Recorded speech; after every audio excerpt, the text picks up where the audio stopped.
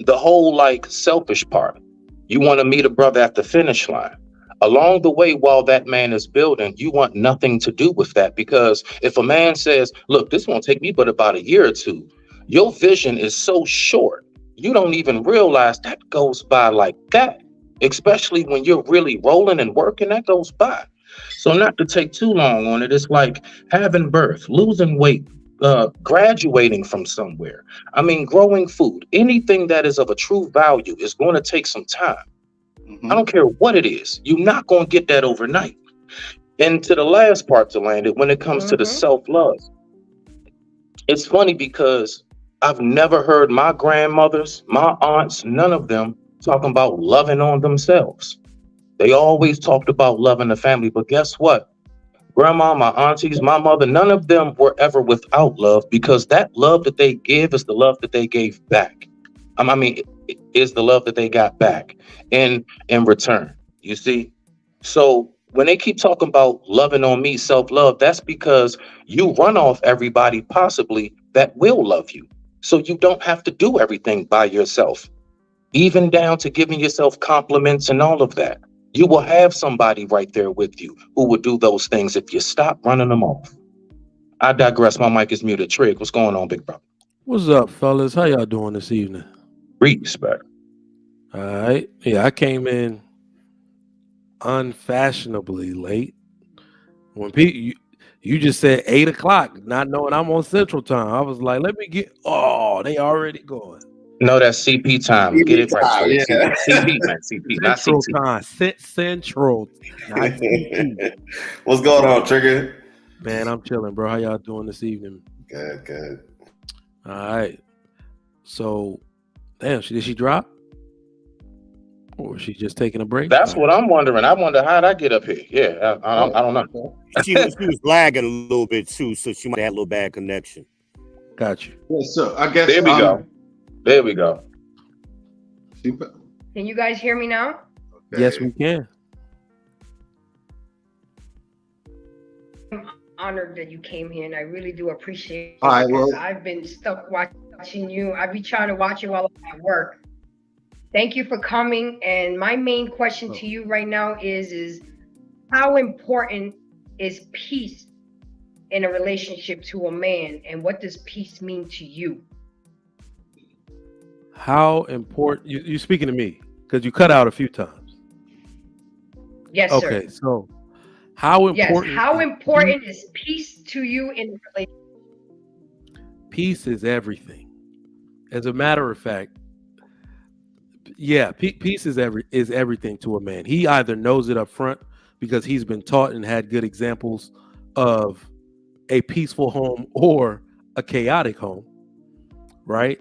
And I believe not only in a marriage, peace is extremely important, because I think we've gotten into a time where women no longer understand or even respect what men have to go through apart from them. The equality narrative, and I say this time and time again, has ruined modern society, because it allows women to think we're equal in all things. It allows women to think that they go out and suffer the same hardships that we suffer, and it's not the same.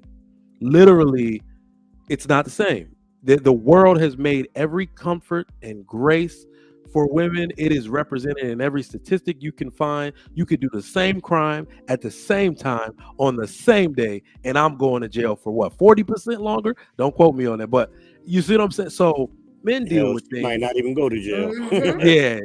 So men deal with things on, and here's the part that I really love about my brothers in arms in this world. We actually go through it and don't complain, because our home is Suffer supposed in to be our silence. refuge. Exactly. So it is extremely important for a woman to understand that it is her duty to create that peaceful place for you while you have been out fighting the world. And just to give a little example of what we mean by we need peace, the world can provoke us in so many ways that make us go against our natural instincts to react. And because we live in such a society where people are habitual line steppers, oversteppers, you have to think about how many times certain ethnic groups of men have to show restraint because of blatant disrespect against them. So just imagine if you had to go out and fight the world in that way. People are honking the horns at you, throwing middle fingers at you, throwing the N-word at you. But you got to come home and be that to suffer that own abuse verbally and emotionally in your own home. Right? So peace, when it's created by your woman, you trust in that. You look forward to that. And I think that can keep a man going throughout that abuse that he has to suffer from the world. Because once again, we don't complain. And yes, that can lead to implosion. But we don't really express ourselves exactly the way women do. And I think the women who are graceful enough, aware, to show amount of awareness that they need to create that comfort for their husband, he will trust in that and seek and continually just, get that energy that he needs to keep going, keep getting up, and keep working on behalf of his family each and every day. And what was the second part of your question? How important? Well, I mean, you were kind of answering how important I answered it. All right, you in your relationship. It's everything. It's everything. It's everything. Let me introduce Grace real quick. Grace, thank you for coming up to the show. Introduce yourself and let me know what is your perspective on the woman's side of the importance of providing peace to a man in a relationship. I'm Grace. The perspective from a woman's side, like I don't know, you have a man that goes out and he's like Sugar said, he's battling the world. And if he can come home to an atmosphere with a woman there that he's battling that world for, and she brings that calm and that peace that he so desperately needs, that needs to be his one place, the one place he can go that he doesn't have to battle, that he can actually rest. She needs to be his rest. And in that, no matter how bad the world gets, he's able to look at her and go, you know what? That's why I do it. You make it worth it. That's why I do it. And so he can just dust off the day. He can dust off all the crap that he's gotten all day long, and he can just let it go, because he's now in that place of rest with the woman that he's going out and doing those battles for. And I think our biggest issue as women is there were once women who spoke for the marriage, spoke on behalf of the husband. In other words, yes, you can come to me and complain about your relationship, or, something he said that hurt you in some way. And instead of saying, oh, he's not worth it, you need to leave him, there were once women who said, okay, well, let's have understanding in this moment. Let's think about what he's going through in this moment. Let's not be too quick to react. Women who spoke for that relationship instead of against it. And that's a big issue. And then the last thing I want to put out there is meekness. To be meek is power under control. For a man, that's in his strength. When you think of power under control, a man can seriously hurt a woman. And when he chooses to keep his hands to himself, that is power under control.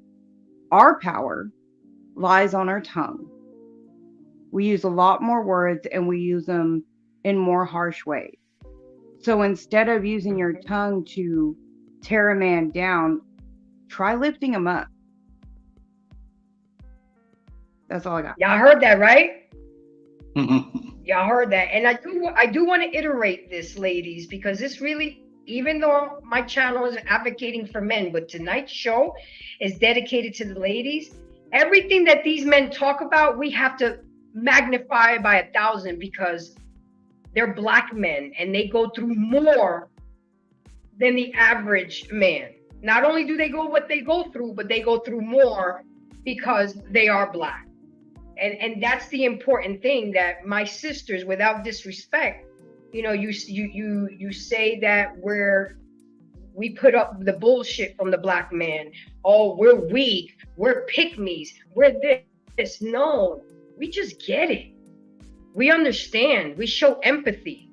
And if we can do that, and other women of other races can do that, why can't you do it for your own black king?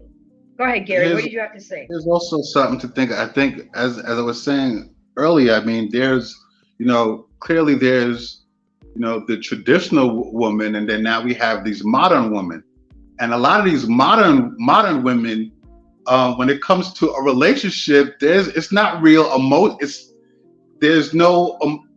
It's more transactional than it is emotional, right? Because they want to put a dollar sign, on the type of guy that they're dealing with, like, and that's not gonna, and that doesn't work. That really doesn't work. No. That I would say that's the men's fault, though, unfortunately, and we talk about this stuff all the time, but the pivot won't happen until more men become aware of their true power, design, and position in society. Until that changes, until men stop pandering, until men really understand that everything starts and ends with you, it won't change. I was listening to Trigger Mike explain what he was saying, and I was having, like, sometimes I have like visuals that are stacked, and I think that the difference between the modern woman and the traditional woman is that traditional women understood men were a resource. They understood that we were a resource in every facet of it. The society is truly built around men. Even now, it has not changed. If men don't work, nothing happens. If men don't volunteer, nothing happens. If men don't write policies, nothing happens. And the difference is that was definitive. What's happened is that we've allowed for the privilege of contributing to society to be shared amongst the female, demographic, which is fine, without understanding that the resource still is man. It always has been, always will be, won't shift back. Don't care how much we allow the technology to, create this the disillusion. No, that doesn't change. And so men, I think, really, really have to grasp how powerful they are and stop making their value be their dollar, their checkbook, their status. Because whether you ever shoot a jump shot, ever be on TV, every man is truly, individually, a resource. He can expand upon himself. He can control his environment. That's powerful. When you understand that, your environment changes. But my mic is muted. And true, to piggyback that, I always say when I'm talking to the gentleman, stop standing on the sidelines and take your place at the head of the table. Y'all have been silent for too long. And I get why y'all are silent, because y'all fed up. Y'all tired. Y'all not being heard. Y'all not being understood. But in order for things to change, and I hate to say it, the burden is on y'all. It starts with y'all. It goes with y'all. It continues with y'all. And it ends with y'all. And again, that all starts because we're not raising men. And you're muted, Trigger Mike. I don't know if you're trying to talk. Well, I wanted to tap in real quick to what the brother. Oh, whenever you're done. Oh, okay. Thank you. And that all has started with the single mother epidemic, because we don't have the father figure in the house to teach the man how to be a man. Women would rather be a baby mama than a wife. And it's crazy to me that you think that you can raise a young man. Look, my son, school went out.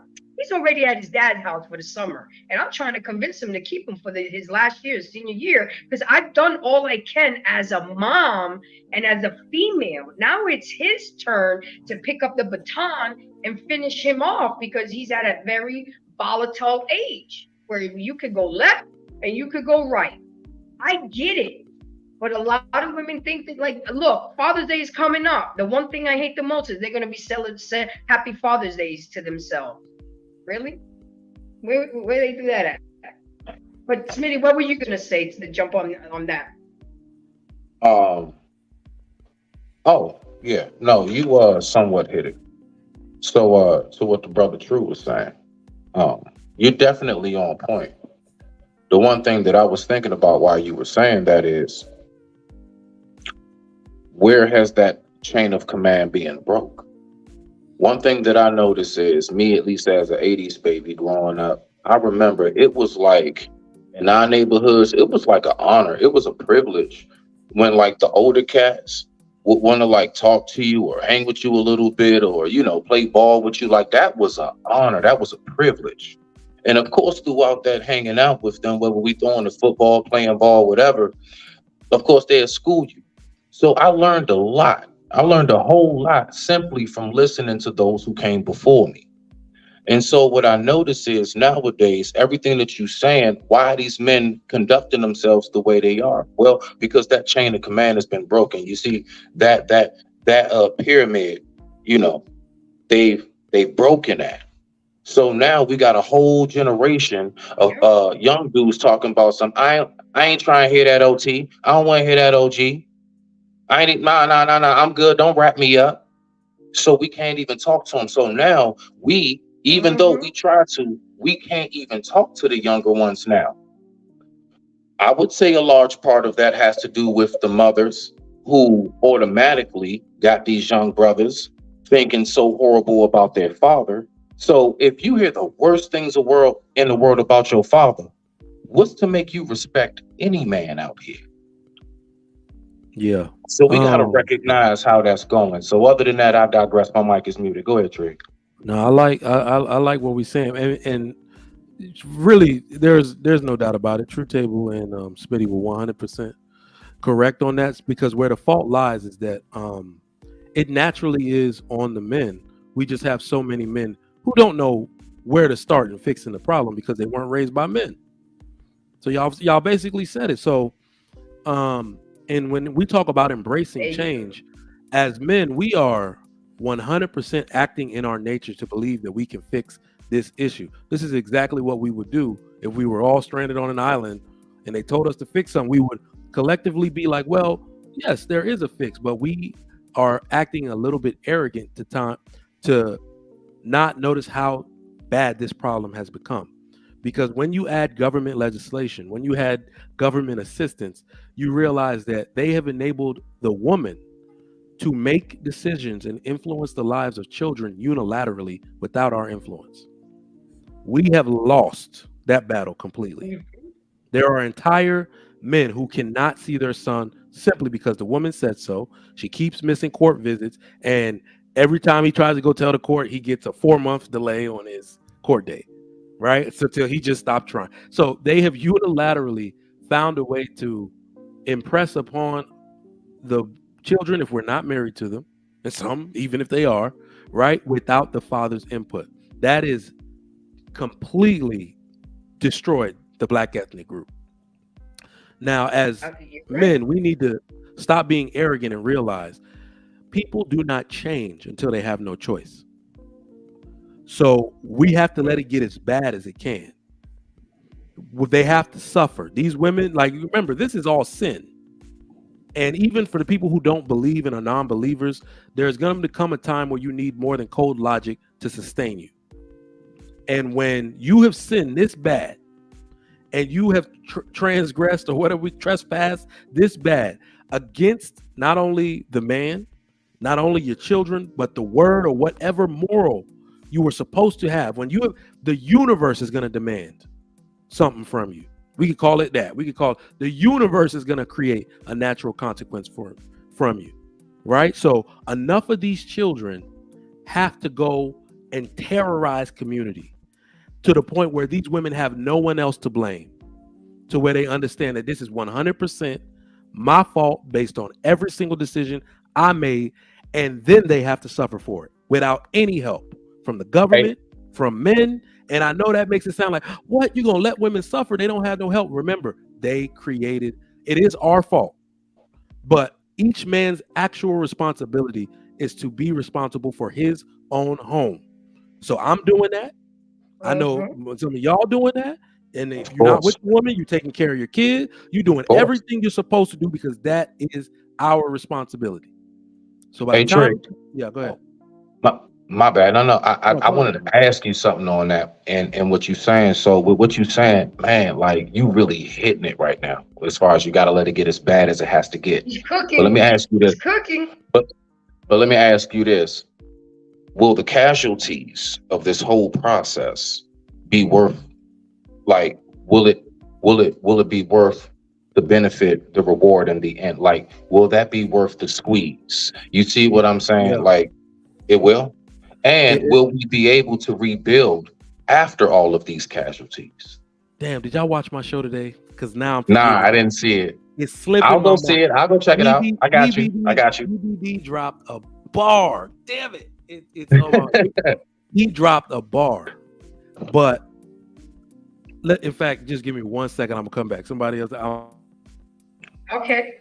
I mean, what Go y'all ahead, doing go right ahead. now is y'all really touching on Bible prophecy. Like all of this stuff was prophesized. You know, Are we still here? You're Am I what? here? I am. You're what? Okay. All right. Now I was making sure. My bad. Yeah, all of this stuff is prophesized. I mean, there's so many scriptures on this. So, I mean, it's gonna happen. I mean, you just asked the interesting question, Smitty. Is the juice worth the squeeze? Yeah, in the end, I mean, because everybody can't be saved according to the Bible. I mean, 2/3 of people gonna die. I mean, it is what it is. It is People just written. That is true. It is they just written. won't get it, you know. But after that, because it says Esau is the end of this world, but Jacob is the beginning of the one that followeth. So what's going to happen at the end is going to be 7 women for every man. That's what's going to happen. And they're going to be begging the men. That's the prophecy. You ready, Trigger? All right. I am ready. So on the show today, I asked, and this is a question for everybody, and this is the type of question that now when society gets as bad as it can get, this is a question people are going to have to answer for. What use does the world have for an unmarried and childless woman? That was the question. Nobody could really answer it. EBD said the use the world has is that these women will be a cautionary tale. These women are a cautionary tale. So you can actually show kids. Remember, all great rules are written in blood. Look what happened to these women. The largest homeless population in the history of America. Their kids went wayward. Their kids went starving and dying on the street. Like, that is how bad things have to get. So when you say, is the juice worth the squeeze, it's going to have to be. Because look at how aggressive and reckless they are in creating the problem in the first place. Their atonement is gonna their suffering is going to be just as bad or worse. So brother, no, go ahead. My bad. Saying, like, those words, that he spoke, he was there. They are 100% going to be a cautionary tale. Remember, history really remembers everything. And when you write this up, no matter how you try to make it sound nice, we're going to say, no, these women died harsh and horrible deaths because of their decisions. Brother Trick, let me ask you this now. What you said, definitely, you just gave me some gems, and I'm going to keep those in my pocket right here. I appreciate you. So the thing is, okay, so I actually agree, because I've spoken on that before. We all can't make it. A lot of people thought I was talking harsh, but everything you're saying, I've been right on par with that from the jump to myself. My question is this. Okay, so that all goes, let's say that all comes to fruition. It all goes through. Brother Trigg, what is the first step that the Black community should take in now rebuilding and making sure that doesn't happen again? Now that that's done, the smoke is clear. So remember, right now what they are proposing, and it's really bad. It's actually worse than I thought. This is why I'm kind of cooling down on going on some other panels. I won't say any names. There are too many delusional people over there.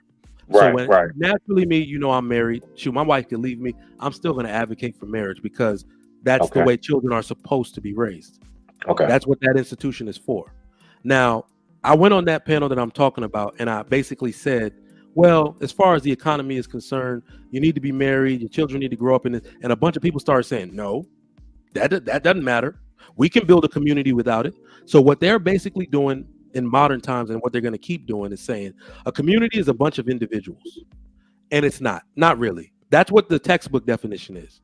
A community is actually, in the context that we're discussing, a group of families. All right. So it is very simple to create a community. Family unit. All right. So all you have to do with the new Black community is when people keep saying we need unity, that is actually incorrect. We need division. We need tribalism, at least for a time. You need to go find your tribe. Who is like-minded like you?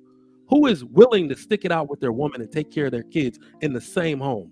What woman is willing to say, I will die before I leave him because I know my children will go without a father? What people are like-minded like you? Find your tribe and isolate everybody else, because one bad apple could spoil the whole bunch. Hey, Trig, you dead on point. You're dead on point, because even right now, I have a form of tribalism, because I have certain like friends I grew up with. I won't let my daughter hang out with their kids because I don't want them to contaminate her. I know they be listening to the twerk stuff. My daughter's 15. She don't listen to none of that. And I mean, she listens to music, but you know, it's more the kind of clean kid bop version type. Yep. She don't do all of that listening to Glorilla and no, I don't need her up while we chilling downstairs. She up there with your kids. Nah. Now she don't do social media, all of that. So definitely. And I don't want it to mix with mine. I don't. Do you know what the actual what the actual benefit? It's like a hidden benefit that nobody's talking about. The best thing you could do for the Black community is what we're talking about. Mm-hmm. The reason people do not feel a necessity for change is because we keep paying them attention. We keep allowing them to come to our cookout. So they feel like they have the access to be ratchet, but still come to us where we clean up and doing a good thing. Hold on, let me just land it here. The more you isolate them, literally rejection is what makes people curious, not acceptance. We're trying to accept people's degeneracy, trying to accept their mistakes, which is how this problem got here in the first place. Rejection and literally isolation and watching us focus. When we're focused on creating families, taking care of our families together, we create a natural community of Black people. And when those people realize they can't get in, the people who are actually curious and want those same results, what they gonna do? AOG, I'm just trying to be like you. Tell me how I could be like you. You know what I'm saying? I just tell me what to do. I'll do it. They'll become more curious and more willing to follow our example if we do that. But we keep allowing people who don't qualify to enter. Are you talking about shaming? It's not. It's actually not even shaming. What I really mean is tribalism. I mean that don't associate. This is what other ethnic groups do very well. They even if you come from the underclass, the untouchables as they're called in like the Middle Eastern, you ascend to the upper class, and you can bring your mother, of course, you can bring your father, you teach your brother, and you make each and every one of your siblings earn their spot at the top with you. They can't just come. They're gonna mess you up.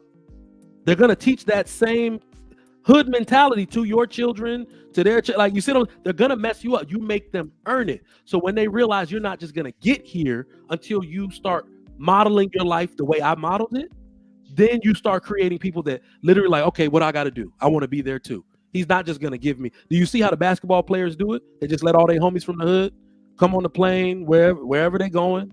That's the wrong way to do it. The absolute wrong way to do it. So we got to stop doing that. Yeah, I think we need to double down what you're saying, Trigger. It's crazy you say it the way you said it. You said tribalism. I spoke to this theory that I had years ago that we need a new church. We need a new doctrine. Yep.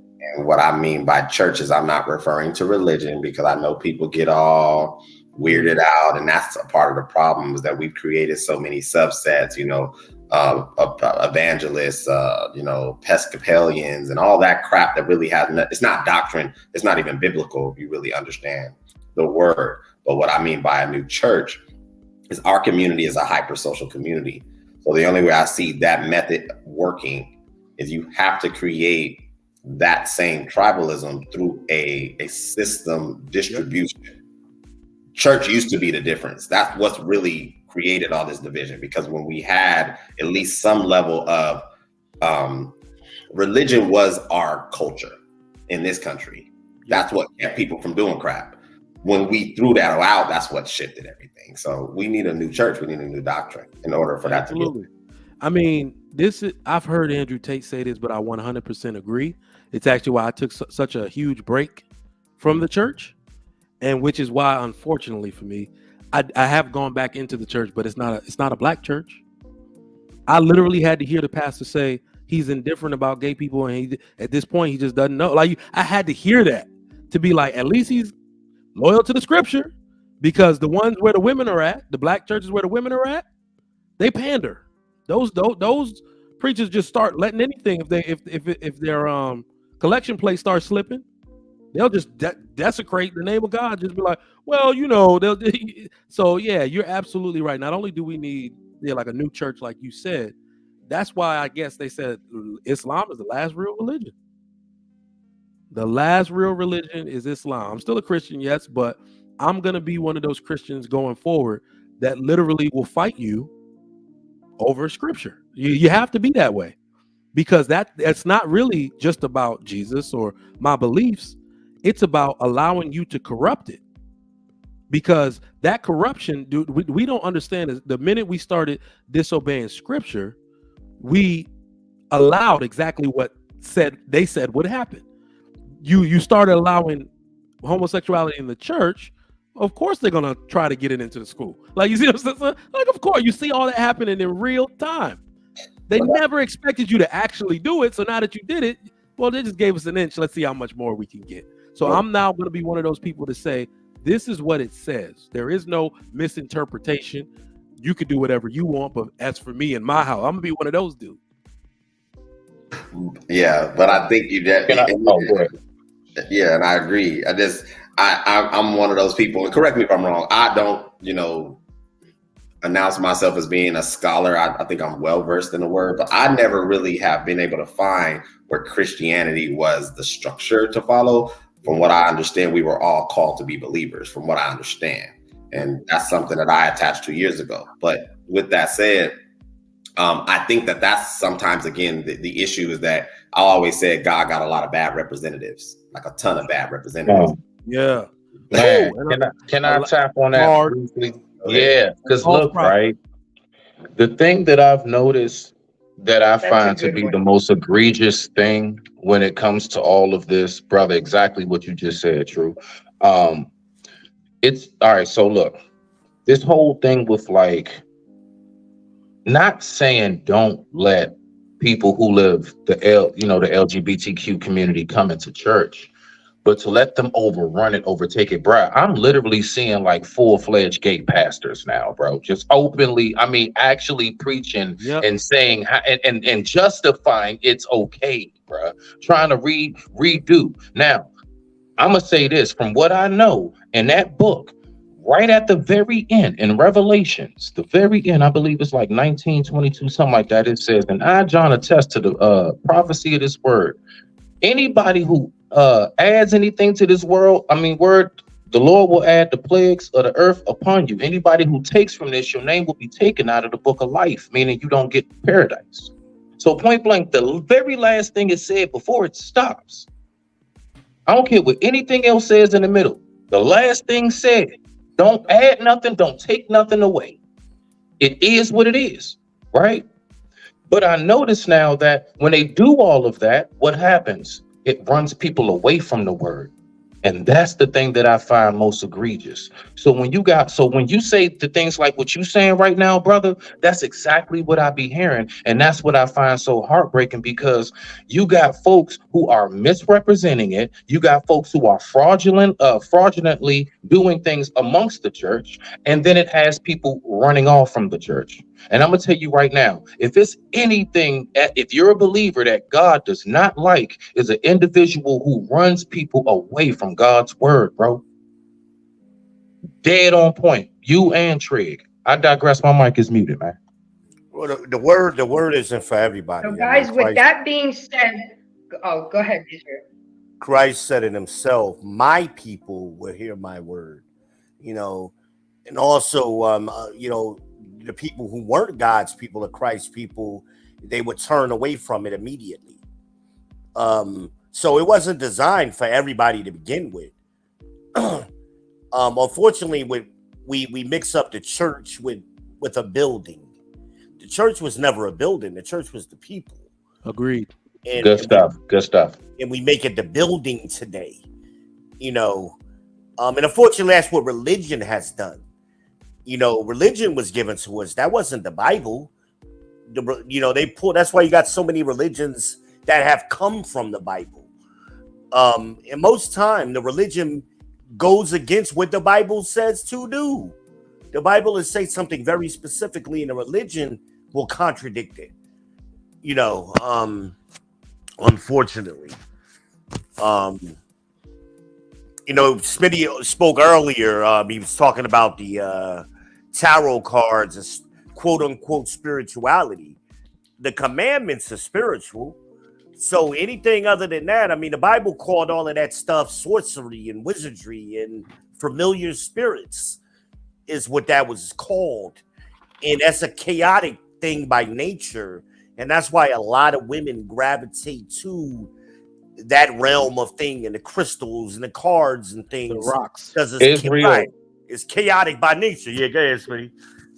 Israel, do you know how many women I've come across who call themselves Christian Wiccans?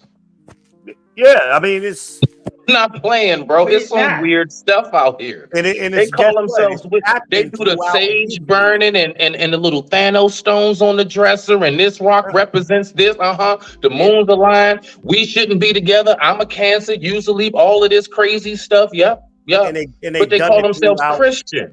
They've done it throughout history. So how do you practice paganism? But look, I'm not gonna get all into that. Grace, go ahead, take it away, baby. You got it. This is your show. Wow. I'm like, wow.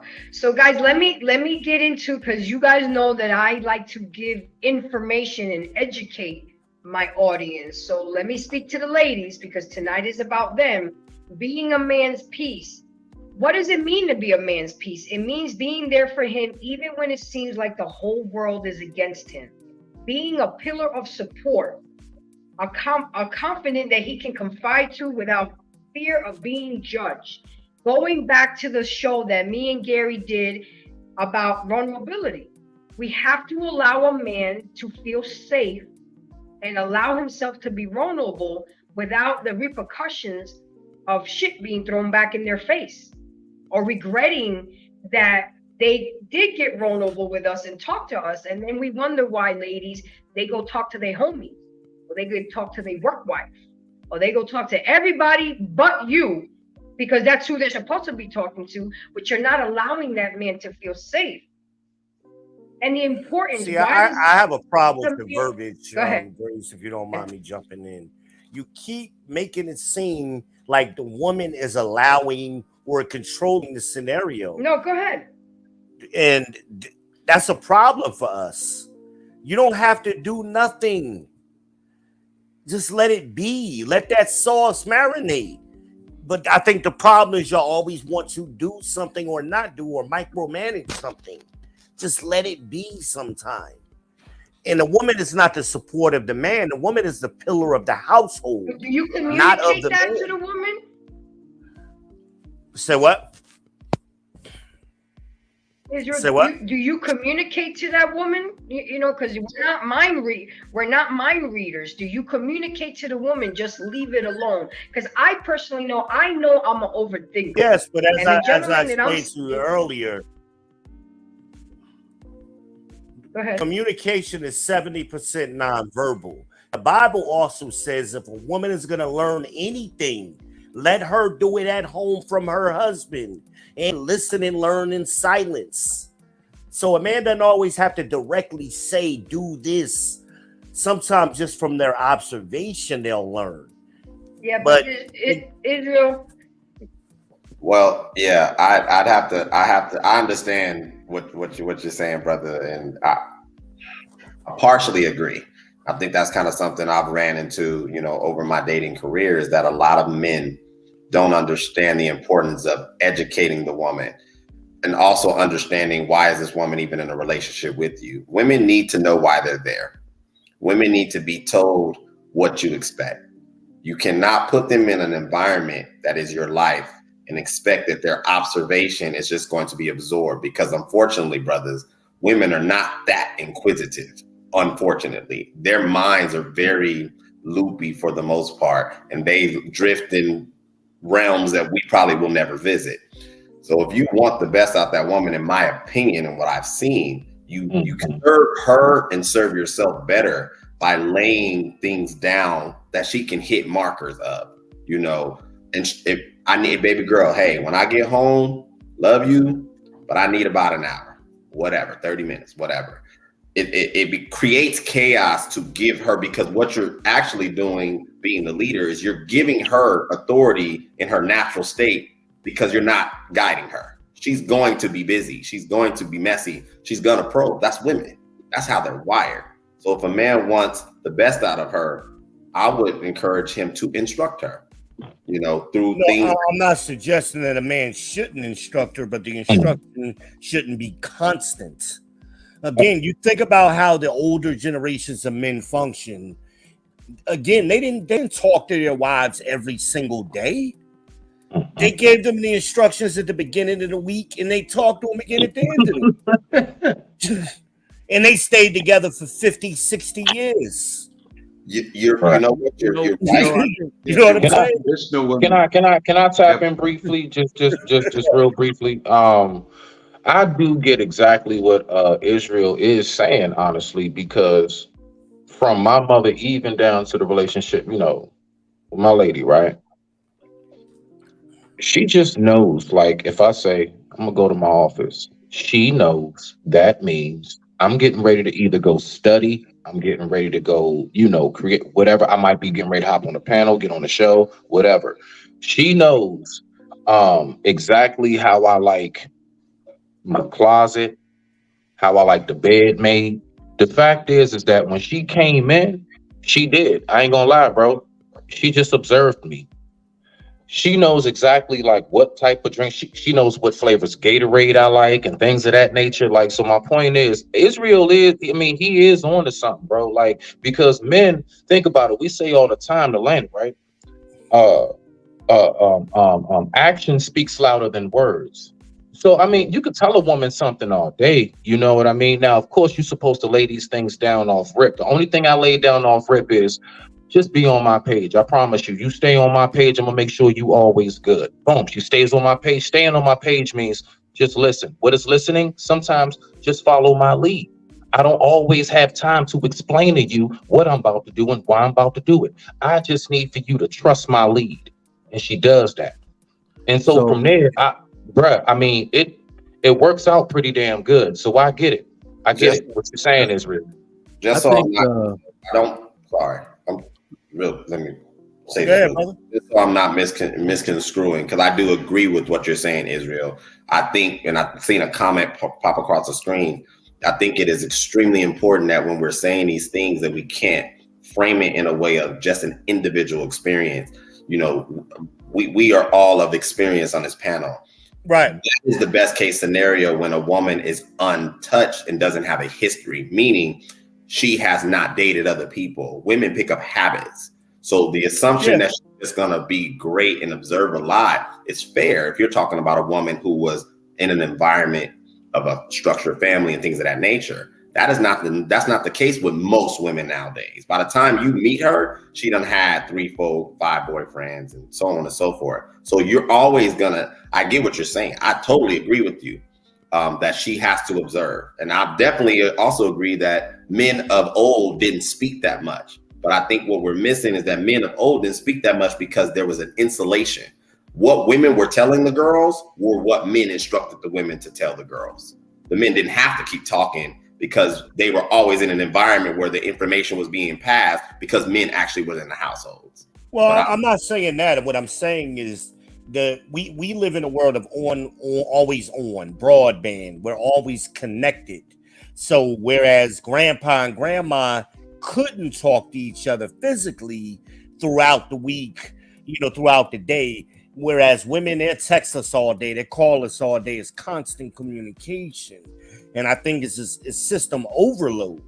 They can't process all of that, is what I'm saying. But I think when Grace asked us in the beginning, we were talking about when she asked us the question about peace. A lot of us didn't describe inner peace. What we described was system, order, and structure. So men are going to create that. We're going to create a system. We're going to create an order. We're going to create a structure. And that's just something we do organically because we're logical beings. Whereas women are chaotic naturally. But to just constantly play into the game with women, constantly talking to them, that's not what we do. And they're not going to understand what we want anyway, because they're only going to pick and choose what they want to hear anyway. So, I mean, all of us can give women clear instructions. They're not going to hear about what they want to hear. Let me chime in here. Okay. I think that I would say in my experience with the women that I've dealt with, I have in the beginning of the relationship basically laid out, if you want to call it my instructions or what I expect. Yeah. Right. But also at the time,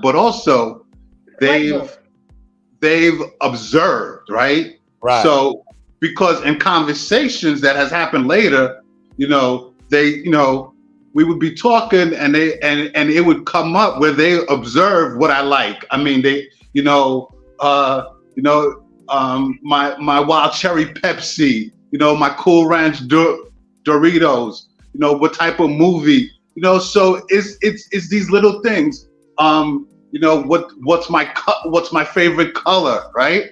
So, I think that I would have to say, in my experience, it's a combination of laying down what our expectations is, or as the man, what your expectations is of her, coming into your life, and then her also as things go on, as things move forward, she's observing and taking mental notes, and even in some cases written notes. So she knows your patterns. Because to me, what I've always liked is when a woman can come and tell me later, it's like, I know you like this, or I know what you like, right? To me, that means that she paid attention, right? So sometimes you don't have to tell her every little thing, right? And with the women that I've dealt with, they know that. Don't call me in the middle of the day about some bullshit when I'm working. That's just instant, we done, right? So, so they so for the women that I've dealt with, they understand that. They know what to do, what not to do. They've observed what I like, what I don't like. And the last thing is that I think when they're really that into you, they're going to pay attention. Yeah. Absolutely. So let me go ahead and grab it back, gentlemen. And I do appreciate all the feedback. Ladies, we are learning this from the horse's mouth. We learn about men from men. Y'all want to know how to love a man? Let me tell you why it's so important that a man needs peace. Some men leave their houses to cheat, while many leave their homes just to find peace. There's nothing more frustrating, aggravating, and annoying than getting home from work to a nagging wife. Being a man's peace implies that you are making intentional effort every time you're around him or communicating with him, that you are bringing him peace, joy, and positivity. For example, if you're venting about your day, your man does not want to hear the story from A to Z. Just get to the meat of the sandwich, tell him what happened, and get it over with. Leave that shit for your girlfriends, because they're not built that way. If you're not pouring your negativity onto him, you're bringing him positivity and light, and he'll think you're refreshing. And to answer Death Note's comment, this was a good comment, and I appreciate it. It's great that you all are aware of what is needed, but what are you doing to change it? I always hear problems and no solutions, or solutions with no progress. Well, what I'm trying to do is that I'm trying to educate the ladies of what peace is to a man. What is the importance of peace to a man? And to answer that question, to have peace in a relationship enables the relationship to provide a sense of security and understanding, and it allows trust to flourish. Without peace in a relationship, It can be filled with conflict, tension, and ultimately it breaks down. It breaks down. So ladies, there are 10 golden rules to follow to a man's peace, according to the fairact.com. And we have to talk about it. And you guys can chime in because I'm going to go through them. I'm not going to go through them completely, but it's important that the ladies know, well, if you want to learn and you want to become your man's peace, or you want to be peaceful ready. So when you're in a relationship, the first one is you must be a peaceful person yourself. The first sign you're his peace is when you're peaceful. Create a peaceful environment in your home so that he will want to wish to return home after work. How many times y'all get off work and y'all don't even want to go home? Or you sit in the driveway for an hour, or you go to your homie's house, or you go to the bar to have a drink. You do everything but go home. And ladies, it's because he does not feel at peace at home. He doesn't want to deal with your aggravating and annoying ass. Okay, so he didn't take the trash out in the morning time. Okay, you asked him to do it the night before. Just take the trash out and call it a day. And excuse my language, gentlemen, and shut the fuck up. It's not that big a deal. We have to learn how to pick and choose our battles wisely. And Mr. Let Go, shout out to him, got on my ass one day because I used the word battle. Okay, so we don't use battles. Let's use situations or scenarios. Pick and choose them. We have to stop nitpicking and fighting and arguing and nagging. Because if we keep sweating the small stuff, it's gonna wear a man down. And his work wife is gonna look so much better than you. His work wife is gonna say everything right that he wants to hear. Go ahead, Israel. Sometimes I keep saying it. I think you're missing what I'm saying. And Smitty, I'm gonna go back to Smitty's example of the spaghetti sauce. You ain't gotta do nothing. Just let it marinate. And I'm also going to go back to men, Israel. Some men want something. See, again, I'm trying to tell you something. You're trying to tell me. You want to listen or you want to learn? What you want to do? So going back to what you said, I want to do both. You can't do both. Just listen for a minute.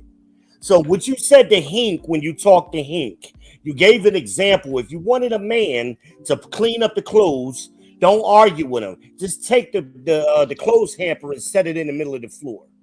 If you did that with me, I'd kick you out my damn house. Because now you're trying to micromanage me. See? Sometimes you don't have to do nothing. The man takes the trash out to 52 times a year. It's once a week. He know he got to do it. Let him do it on his own schedule. Just leave it be. But sometimes women want to micromanage too much. Just leave the stuff alone. That's the peace we want. We're going to do it when we're going to make sure it gets done, especially if he takes the trash out every week. Anyway, come on, it's 52 weeks in a year. For some reason, he forgot this week he got to do it.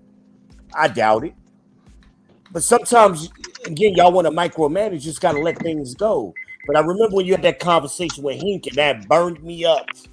I'm like, there's no way I would let somebody set my clothes hamper in the middle of the floor.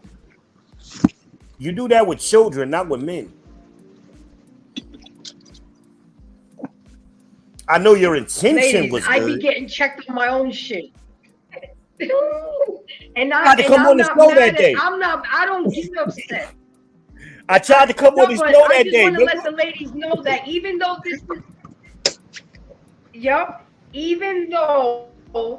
this is Embrace the Grace, I have to be open, and that's one of the golden rules. You have to be open-minded to learn. He's absolutely right. But you see his approach. Do you want to listen or do you want to learn? What did I do? I shut the fuck up and I'm listening. But y'all want to argue and y'all want to keep combative. I am trying to learn as well too, because I'm not perfect. But I would rather go with Truth's way. Like the gentleman that I'm seeing now, he let me know his playbook. This is what I expect. These are my expectations. I don't expect shenanigans. I don't like drama. I need you to be positive. And I drive the car better when I have my GPS on and I know what I'm going and where I have to do. Now, as time goes by and I observe his behavior, yes, Israel, that's where your thought process comes in. I should know better. I should know that my man likes this. I should know that when he comes home from work, he wants a cold Heineken and have ESPN on and let him decompress for an hour and leave him alone. But women, and you're right, and I'm going to put myself out there. I just displayed it. I'm trying to learn from men, and I went ahead and rebutted him, and he had to check me, and that's okay. But he did it respectfully. It's when y'all yell and come out your character. I'm just going to use the restroom real quick. You're solid. An issue. And us men, we do it too. Okay, we observe women.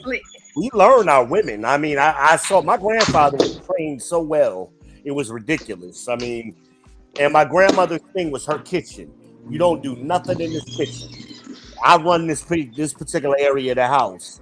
And my grandfather knew how my grandmother wanted something. He didn't have to ask her 24/7. He knew over time what certain things that she wanted. Us men do it. We know what kind of ice cream our women like. We know what kind of soap she wants us to buy. You know, we know what kind of towels. You know, we learn this stuff from observation, you know, and just practice over time. You know, we pay attention to y'all. Yeah. We know how y'all like us to get our hair cut. This girl knows what Gatorade flavor he likes. Yeah, we don't get our hair cuts because we like it. We get it cut because y'all like it. I get my hair cut because I like it. Man, whatever. You know, you be thinking about that girl in the mirror. You be like, man, she don't like me today. I'm already married. She gonna get what she gonna. Hey, I got a funny joke for all of y'all. Y'all gonna laugh at this. This is a little bit off topic, a little icebreaker. Y'all know y'all grandmama ain't had no drawers under that nightgown, right? I don't want to think about that. Grandma knew what grandpa liked. That is not the visual we want. Hey, but look, definitely not. They stayed together 50 years. He's probably spitting facts as many times as they tell stories about him taking her on the cold floor. Mm-hmm. He probably had easy access. And you better not go in that room if the door was closed. Woo. Don't even knock on the door. You know, I will say this to the peace thing on the women's side. If they do need advice, right now, if you are one of the women who are literally trying to make a real conscious effort to be married, to learn how to cater to a man and serve one the entire life, understand that women have forgot how to be women of service. Marriage is about service. It's not about anything else. Yep. You have to serve. We have lived through 30 years of R&B music telling you that the man is supposed to do something for you. And what I really got to tell you is that what you forgot about is the nature of men and our benevolence. When we are served, if you don't even believe in God, let me just tell you this. When a man, we live in a gynocentric society, which is why we're failing. When we live in a male-centric society where women live to serve their men, men always reciprocate. The smart women, the women that get men, the women that serve them well, the women that are married, the women that want to stay married, the women that want to have their kids be modeled after their father and the stuff that he teaches, understand, if I serve him and I dedicate a certain amount of my time and my space and my brain and my energy to serving him, how much better can he serve this entire family? And when men serve the family, the woman is always good. It is when you want him to serve you that the family fails. I want to tell y'all something that y'all may not agree with, but I'm going to say it anyway. Every man on earth who has ever tried to make his woman happy has failed. Can't do it. It is not our job to make or keep you happy. It's not possible. When we are on our purpose, when we serve the family, when we make sure the bills are taken care of and serve in the capacity in which we are able, we always overserve. We always go one more hour. We always ask for a raise. We always do what is best for the family because you gave us purpose through your obedience. And today, women are disobedient. I was talking to a young sister the other day, and that's church. That's church. We got into a conversation about submission. And I told y'all, right? Women, like, they get triggered by certain words. So I phrased it to her another way, like the brother just said. I said to her, what are you willing and eager to do for the man you say you want? She couldn't answer me. I said, that's why you need to figure it out. You need to figure out what you're willing to do eagerly for that man that you want. Can I tap in real quick, just briefly, to what Trigger Mike was saying? Bravo, sir. All right, so look, right? I personally definitely agree with what you're saying as far as it's something about like women don't realize truly, like when KS was talking about the power in their femininity. And when your woman is truly like down for you and you see like, what? You willing to be right here while I get this together? Like, and not even like get your life together, but just, you know, whatever you all are building towards. Man, women don't realize how much they give us drive. I'm trying to like, why you think like, for example, on TV shows, I want y'all to think about it real quick.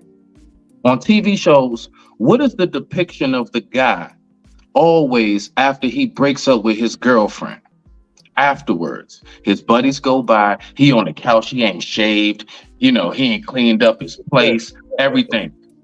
Everything falls off. Because why? Because what it is, what that symbolizes, it's how much that almost like not sense of purpose, but like that drive to want to keep going extra hard, like Trig was saying, that is dead on point. Because men, we get our gratifications from knowing that the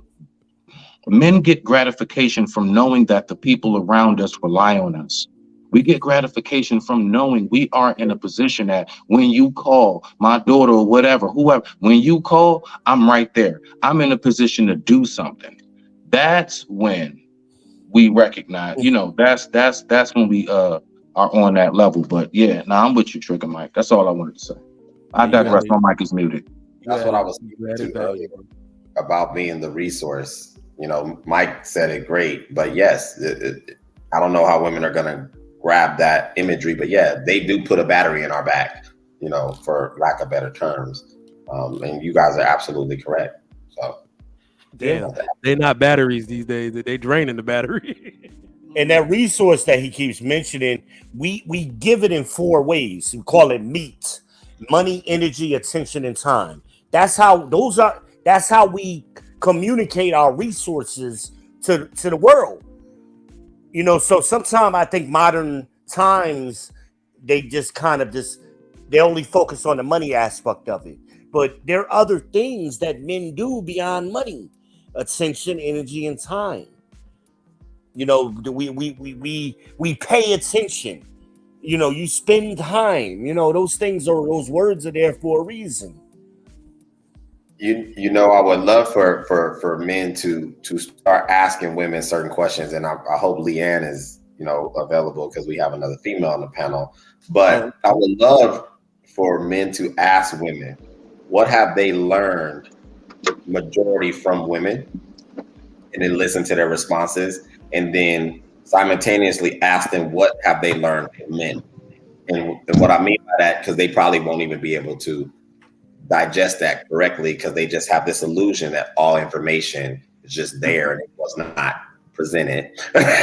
So has a degree, if she's a doctor, a lawyer, whatever she is, try to have her spell out how much male influence it has and see what she said. You know, just for an experience, social experiment. You know, it's something that tickles me. My mic is muted. Hey, Grace, you already know. No, go ahead, V. Go ahead, V. I was just going to say briefly, you already know if you ask them that question, brother, what that's going to turn into. So like, what have you learned from men?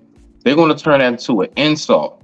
Well, I'll tell you what I've learned from men. I learned not to trust them. They all dogs. And you know what I'm saying? And whole time missing the whole question. They will turn that into an insult because they don't know how to answer. I promise you. Bet 50.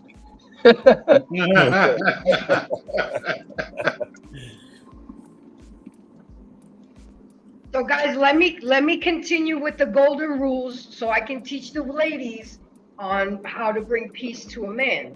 Stop sweating the small stuff. When he apologizes, forgive him. Stop bringing up old shit. and stay to the lecture at hand. If we're arguing about the trash, don't bring up about the socks that happened 2 weeks ago. That's annoying to men. Okay, stay to the lecture at hand. Strive to make things and his life easier. Avoid doing things that you know frustrate him. Us women love to push a man's buttons, and that's not cool.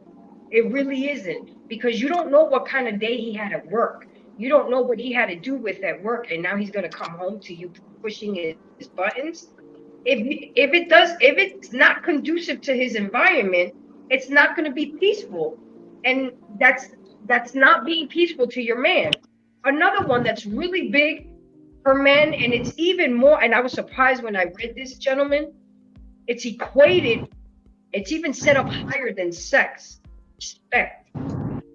You ladies have to really realize that respect is equated with sex. And how can you say you love your man if you don't respect him?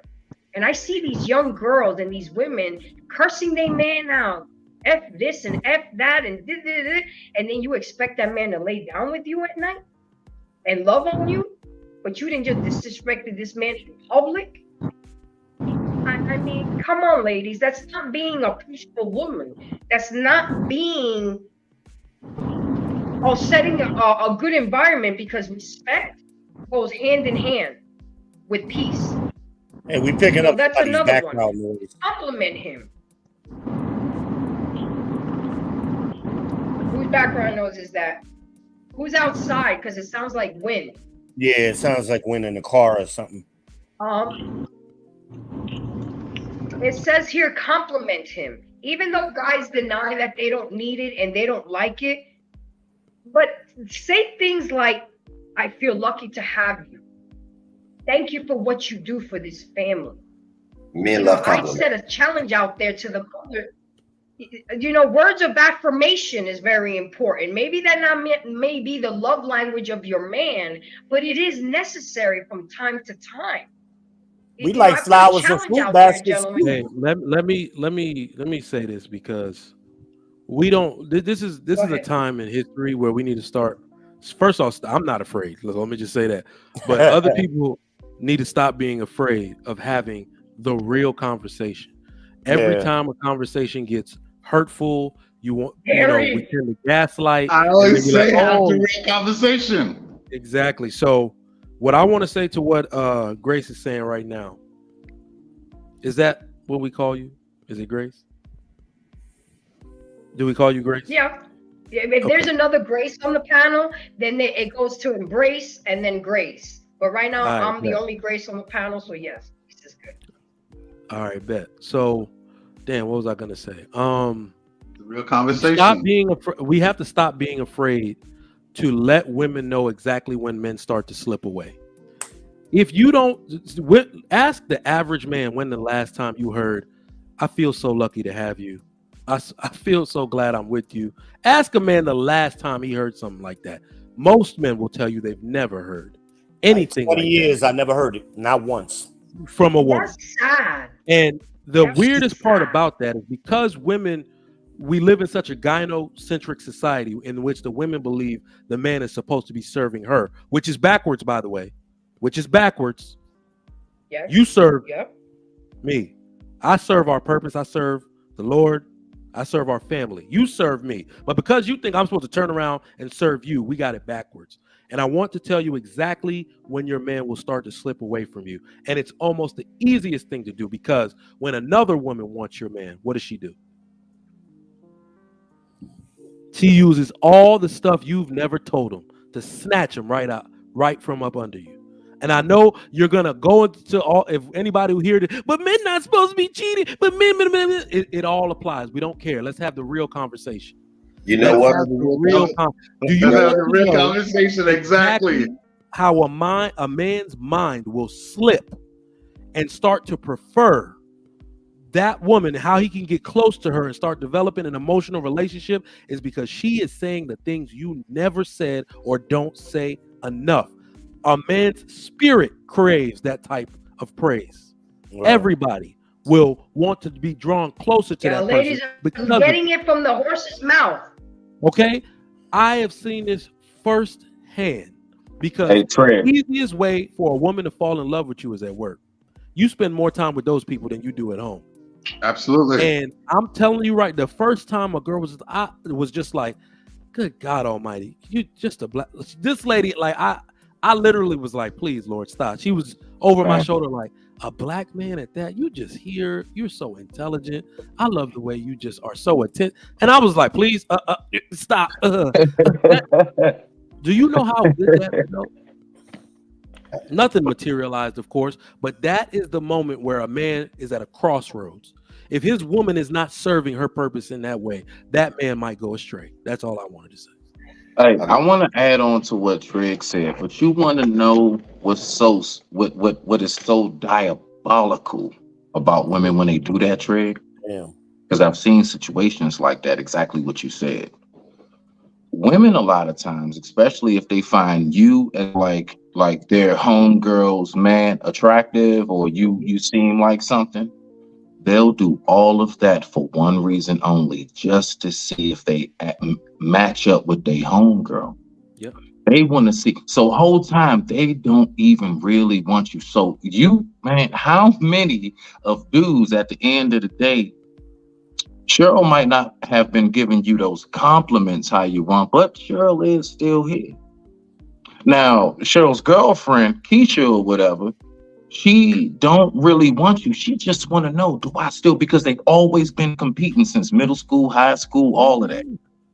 You see what I'm saying? So they will go through, so Keisha will go through all that trouble just to get you and mess up everything just so she can have that stripe of saying, B, I still add up.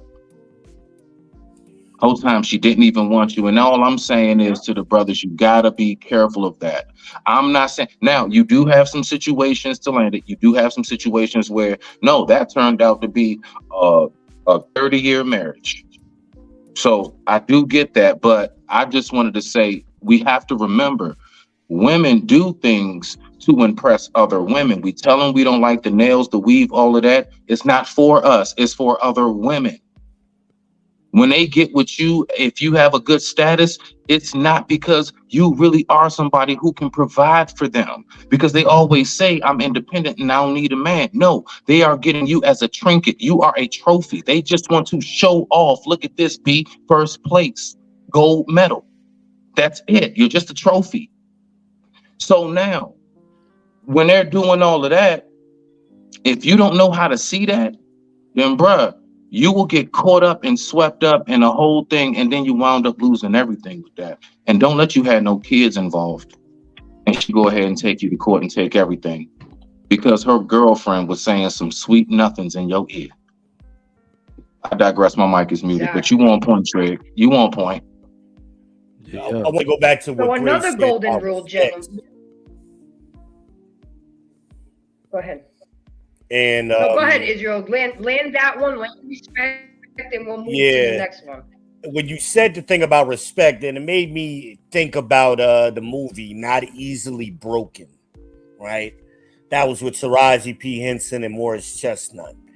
And there was a scene in the movie where he was outside in front of the house arguing with the mama.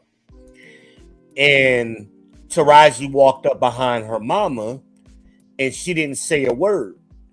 And Dave Johnson was his character, and he looked at Taraji and said, "You gonna let your mama talk to me like that?" She didn't say nothing. She turned her head. He asked her again, "You gonna let her talk to me like that?"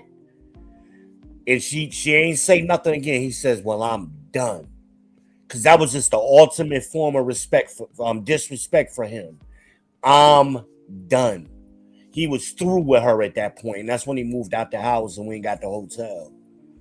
But that respect thing is and kind of similar to what I said about that clothes hamper. I'm gonna go back to that too. That's the same thing. Is that disrespectful to me?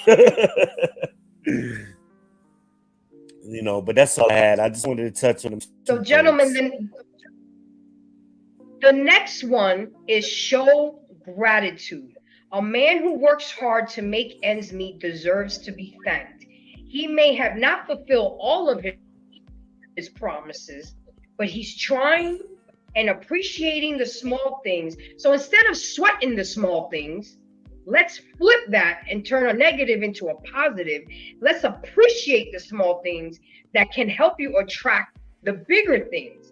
Make him feel secured. Rest assured that even if no one recognizes his efforts, you're supposed to recognize his efforts because you're his woman, you're his safe haven, and you're supposed to create the peace for him. Accept and appreciate whatever gift he offers you, no matter how minute it is. This self-entitlement, ladies, that you guys got, that he's supposed to buy you a Birkin bag and he's supposed to be doing that. Man, I'd be happy if you come by my job and drop me off an iced coffee and get it the way I like it. I'm happy with that. I'm a happy camper with that because that let me know that you went and got my coffee. You thought of me enough to get it, to come to my job and got it right. We're just too much into this materialistic thing. And unfortunately, social media has really ruined. I mean, I remember when a man used to bring flowers to a woman and that was enough. So now they want $200-$300 dinners. You want to order shit that you can't even pronounce, you ain't never had before, and you have to realize it's on the fucking side of the menu. I mean, come on, ladies. I mean, we got to keep it right. I mean, look, guys, I know how I can relate to y'all and the things that I can say sometimes. I've heard y'all in the barbershops. I've heard y'all talking at football games, in the pool hall. I hang out with y'all. I know how y'all move. I don't know everything. Just like Israel just displayed to me, you know what I'm saying? He put it down and I'm okay with that. Another thing that we need to start doing more, but I'm going to have a little pushback on this one and I need y'all gentlemen to help me with this. It says be feminine. Most of us ladies at this point dismissing his masculinity and literally competing for the position of the head of household does not work well with the men. Be feminine and be soft. If you disagree with him on something, have the conversation, but be polite about it. Don't display sign language. If anybody knows shame, insult, guilt, and the need to be right, be feminine without practicing feminism and let him feel like the man that he is. Okay, I can appreciate that, gentlemen, but I need your help making me understand something and to see if you agree with me. I know I have masculine energy. My dad raised me. I was a daddy's girl. I was just going to get into masculine. Okay. I'm from New York. I'm half Italian. I'm half Dominican. Woo, woo, woo, woo. And one guy said, okay, so that's just excuses. You have a feminine side to you. But the thing that I need to explain to you, gentlemen, it is very easy for my femininity to come out when you guys are in your masculinity. When I feel that when I don't feel protected or secure, my masculinity is going to come out. But when a man is in his masculinity, it is much easier for women to lay in their femininity. Would you agree with me or not agree with me on that? Well, let me I think that where we're at nowadays, you have a lot of women who they'll look feminine, but that feminine energy, right? Not only the feminine energy, but in the way that they talk, right?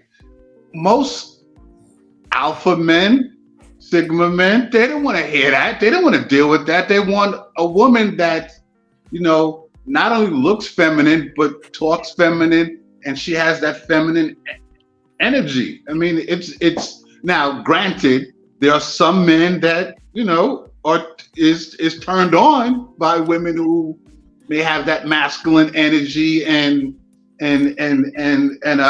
having that voice where they talk in masculine. I mean, shit, look at some of these female hip hop artists that's out now and what they're doing. And this is what they're sort of grooming these girls to be and sound like. So, I mean, I think that with us, we want a woman that not only looks feminine, but obviously she talks feminine and that feminine energy, right? That's what we like. That's what we into. That's what we want. But if we got to deal with or feel masculine energy, then that's going to definitely create conflict and a clash. Uh-huh. Okay. Like I always remember the scene in Love and Basketball. I played ball. It was hard for me not to sit sometimes, like I was on the bench playing ball. I had to remember, oh, I'm in a dress. I have to sit. But you know, when you're used to doing things and a lot of guy things, let me put it in the best example for you, and you guys can break this down for me. I've been driving the car for a long time. Okay? Now you're asking me to relinquish the steering wheel. So not only do I have to relinquish the steering wheel, now I have to trust that you know how to drive. I have to trust that you're going to get us there safely. And I have to trust that you know where we're going. And I'm willing to do that because I'm exhausted. I want to sit in the front seat and look cute and be the lady. But when you've been driving that vehicle for so long, for whatever reason, and I take accountability for the kind of men that I dated, and they were a lot of, I'm attracted to alphas, but I tended to always get with betas. So now I'm trying to change my mindset and move where I can coexist with an alpha. All right. So it's a lot of within there's myself. there's one thing we have to stop doing because we give betas a bad name. Yeah, let me tap in after you. I'm with you on that. Beta is the follower of alpha. Beta might not be with that shit either. Women today like gamma males. The gamma male behavior is like adventurous, fun-loving, restless. So Pookie is a gamma male. So Pookie was probably raised by a woman. He's really passive. He doesn't care. Nah, do your thing. That's the man that'll let a woman drive. Beta is the follower of alpha. He might not be with you driving his shit either. But here's what I'll say to the masculinity and femininity thing that you were talking about. So I always use this analogy of a man and woman wake up in the woods. They walk out to the road, and there's a car key and a car, and a note that just says drive to the nearest station. And the modern woman, a traditional woman, is literally the man grabs the key. The traditional woman knows naturally to get in the passenger seat. But the modern woman is going to say, hey, why should you drive just because you're a man? And what I need men to do is look at her and say, yes, now get in the passenger seat or get freaking left. She can't take the keys from you. You see what I'm saying? She can't take the keys. Hey, Trey. Yeah. Oh, go ahead. No, I'm just saying. No, I thought you were done. My bad. Let me jump in before you do, Smitty. But go ahead, Trey. We need to stop letting women think that they can take the keys. We need to stop acquiescing and being like, oh, well, I guess it's fair if she gets to drive. Because let me tell you, this is also something I use to explain to people. Here is why men drive and women are in the passenger seat. If my wife is driving while me and our children are in the car, and God forbid something happens and our children perish, do you think people are going to say, damn, that's crazy, she hurt those kids? No, the first question they're going to ask is, why he wasn't driving? Exactly. Yep. You have to be smart enough to know that's what the world expects from you. Tell her to sit her ass down in that passenger seat. As you see what I'm saying? That is her role for life. When you are present, unless you are injured, you drive. Because you know, it's just a vigilance thing. It's an awareness thing. This is what the world expects from us. She is out of place if she's driving you around and you are in the passenger seat. Metaphorically, of course, but to that point about femininity and masculinity, I think what happens now is that when women say what you said, Grace, where it's like, you need us to be masculine so you can be feminine, I'd like to make the point that practice makes habit. And especially from being from the East Coast, especially like New York chicks, oh my God, a lot of them are so masculine. Oh yeah. And the man got nothing to do with it. The man has nothing to do with it. And a lot of people think that somebody must be acting this like a bad follower because they have a bad leader, and that is no longer true. Bad followers make it hard for good leaders.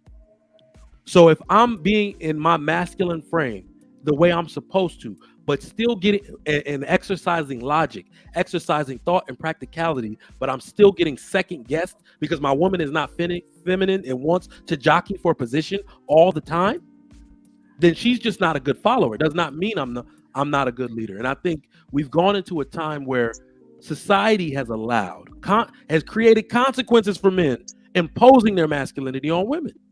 So much so that it makes the woman simply, out of being conniving, just poke, second guess, get him off his square. Well, why do you got to do that? Asking questions so much, second guessing him so much to the point where he starts to second guess himself. So I need women to understand that we can absolutely be creatures of bad. You could be a bad follower. You could absolutely be so unfeminine, and that you've practiced it for so long that you will give the most masculine, the most stoic, the most cooperative, loving man issues in your relationship simply because you forgot how to remain in your feminine frame. My mic is muted. So I'm gonna tap in real quick, and then I think Smitty was coming right after me, y'all. Okay, go ahead. My bad. Go ahead. Rubbing his hands, so I know he got some hot shit going too in his head. But listen, let me break this alpha beta shit down, okay? Most men are betas, and we're betas at different times. This is what women don't determine who is an alpha. Most of the time, y'all don't even know, because it's something that men do organically because we separate ourselves into a hierarchy. So if us group of men right now, if we were in person, one of us will become the alpha. I don't know who it is, but one of us naturally and organically would be that alpha, the leader of the group. It doesn't mean we're less of a man. We're still all masculine men. It's just one is the leader at that particular time. So if you got 10 men, one is the leader. If you got 100 men, one is the leader. It doesn't mean, I think we kind of use beta and simp, as synonyms, and they're not. Because you could actually have an alpha that becomes a simp at a different time. Another conversation. But women oftentimes, they think a man is alpha because he's masculine. And us men, we'll hear that same man and go, he ain't alpha. There's no way he's alpha. And it's not a disrespectful thing. It's just he is or he isn't. Competitiveness is one of the key things an alpha has. An alpha, one way you could tell a man is an alpha or not an alpha is he thinks he's better than other men. He wants to be better. He's competitive. He wants to be the best on his job. He wants to be the best at whatever he does. That's a natural sign of a leader. A beta man doesn't care. They'll say things like, ain't no man better than me. We all equal. That's not an alpha. That is not an alpha. Alphas don't think they're equal to anybody. They think they're better. Sigmas are like that too. But we're all betas to some degree, depending on the group that we're within. So I think we use that alpha term and beta term. It really only applies to groups of men. And sometimes I think women get confused by that. And that's why they wind up with Pookie and Ray Ray, because they think because Pookie is aggressive or he's behaving in a certain way, he must be alpha. No, not at all. Actually, the alpha dude is usually the quiet dude in the group. He's not the loudest one. Unfortunately, that's just the way it works. I hope that makes sense. I see the fellas nodding their heads. I was talking to Grace when I asked that. Nah, you good. Nah, I was waiting because I wanted to tap. I wanted to ask you a question. I'm sorry, I'm done. Nah, you good, bro. You good. It's all respect. So look, right. All right. So very briefly, I wrote this down to what you were saying, V, as far as like the alphas. Now, you're on point with that, but I think we got to remember to just simplify it for folks. It's not a whole bunch with the whole alpha thing. Alpha means first. So when you got the pack of wolves, that alpha, it's simply the one that's in the front. It's the just leader. The first, the leader. Yeah. Right, exactly. So now, when we know that alpha just simply means leader, then we know it has nothing to do with being all like barbaric. Because alpha, Right. It's gotten a bad stigma, like, you know, oh, you an alpha male. That means you like on that red pill, misogynistic, and you Right. think They you're put other things all on. of that, you know, Yeah. overbearing, and it only means first. That's it. All right. So if I'm first, follow my lead. I'm gonna make sure we get to where we gotta go. I'm gonna make sure we hump what we gotta hump, whatever it is. All right. Achilles So is move a on. good example of that, right? Achilles, not to jump in, let me jump in real quick, Smitty. I'm sorry. Achilles, if you ever Okay. watched the movie Troy, right? Mhm. Achilles was a leader when it came to his group, his soldiers that were directly under him. But when it came to the king, he wasn't the alpha to the king. He was a Right. sigma when it compared to when he got to the king. Because him and the Okay. king used to battle all the time, but he didn't want to lead the kingdom. So Achilles didn't want to lead everybody. He just wanted to do his thing and go home. So he was a sigma when it really came down to it. He wasn't. So let me get to this point. Let me get to this Go ahead. point briefly. So- So, Okay, Brother hold on, Trig, if you're gentlemen. there, Time out. it's okay. Go ahead. You got Gotta it, Grace. bring It's your show, Leanne in. baby. She's been sitting quietly and patiently. Oh, okay. Bring her in. Let me bring her in, and then we can go with Smitty's question to trigger Okay. Mike. All right. Bet. Leanne, No problem. introduce yourself, and I know you've been Hey, patient. no, I'm good. Say what you gotta No, say, my my dear. internet's been crazy and in and out, so my bad. I've been struggling. First of all, be gentle That's with okay. people. I just have a couple of questions. I've who's giggling? I have not yet met a man who didn't think he was 100% qualified to be followed and lead, do all the things that you guys are talking about. And I'm not in a position to question anybody's validity or who you are and how you guys walk through the world. So that's not what I'm trying to say. But, you know, you were saying that the women are going to come back and they're going to start bashing on men.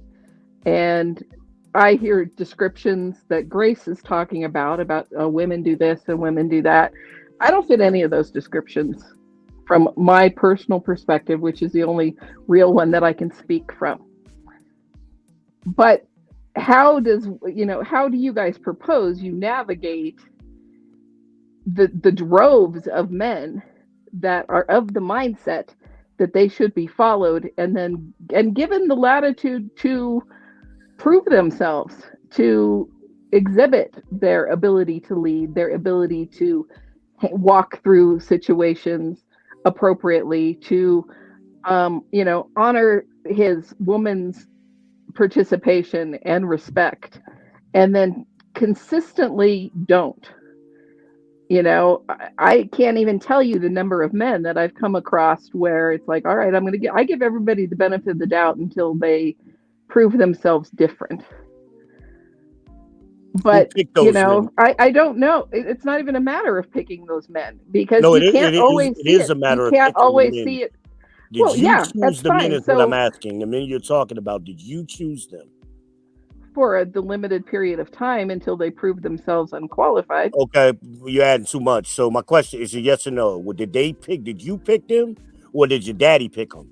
Is what I'm really getting at. No, my daddy does not pick my men. My daddy is problem. There you go. sir. Or your daddy's figure, or your brother, or some man that you trust in your life. Well, let me add to that. Reason why we asked that question. How does that answer the question? No, let me add to that. You asked. Hold on. She asked, "How do you decide?" You don't. Other men decide who's the leader. Men, and as I said earlier, women don't typically do a good job of doing that themselves. So throughout history, men typically picked your husband for you or presented you with a selection of men you should choose from. Absolutely. Well, can I respond really briefly? After you, Trey, go ahead, bro. After Leanne, I do have an answer to that question. So, in a way, you're right. Okay, so the interesting part is that women don't care about the parameters that have been set historically for how they're supposed to choose or not choose men, but how they're supposed to find a mate. Women no longer care. So a large part of this actually falls on them. I will tell you every man, it's actually only ever been a select group of men who were eligible and worthy to have their bloodline continued. Do you agree? Yes. Exactly. So women, especially women who know how to practice hypergamy, are supposed to say, at the very least, let me make sure this man is capable of providing for the seed and myself that he might impregnate me with. Yeah. Women don't even have that type of self-worth anymore to make sure those parameters are met. So I understand what you mean when you say, oh, well, all men aren't worthy to be followed. I would agree. It has never been but a select group of men who look up to another group of men who are able and functional and productive enough to be afforded the right and the gift of having their bloodline continue. But because women have a bad habit of procreating with the lowest ranking member of the group, just like Israel said, when you choose for yourself, y'all make the worst decisions women have ever made. Do you think that's more men's fault or women's fault? I think it's a little bit of an I would say oversimplification. women's I hear what you're saying.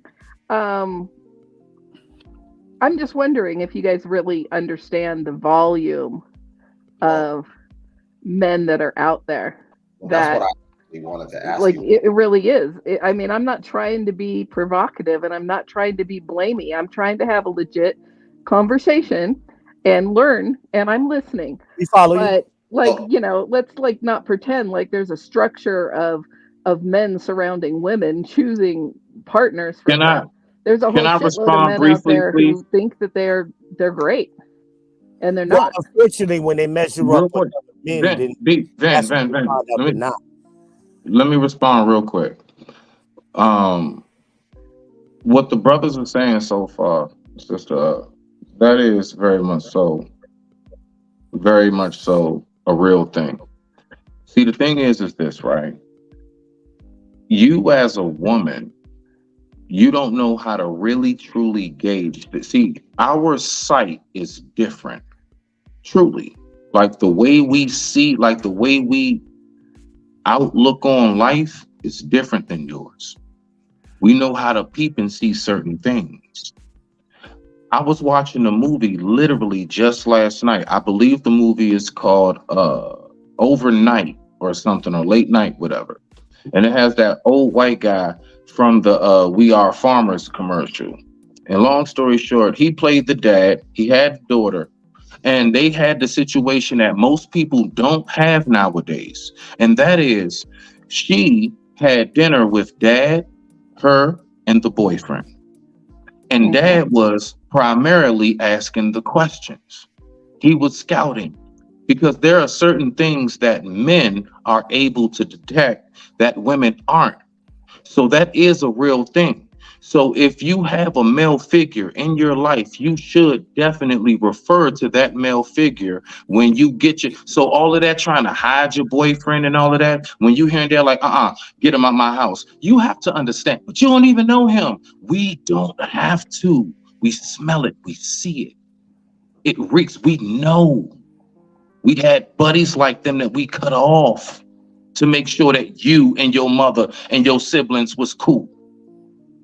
We know how to see what you don't. And when you continuously ignore that and you choose to go listen to, you know, your favorite female spokesman or whatever, who knows nothing about men, probably never had really a successful relationship, that's how you continuously stay warped in that cycle of dating and dating and dating. And then what happens? You continuously collect more bodies. When you collect more bodies, then you become more disgruntled, and then you distrust people more and more. So now when you finally come across that good dude, you don't even know how to receive him.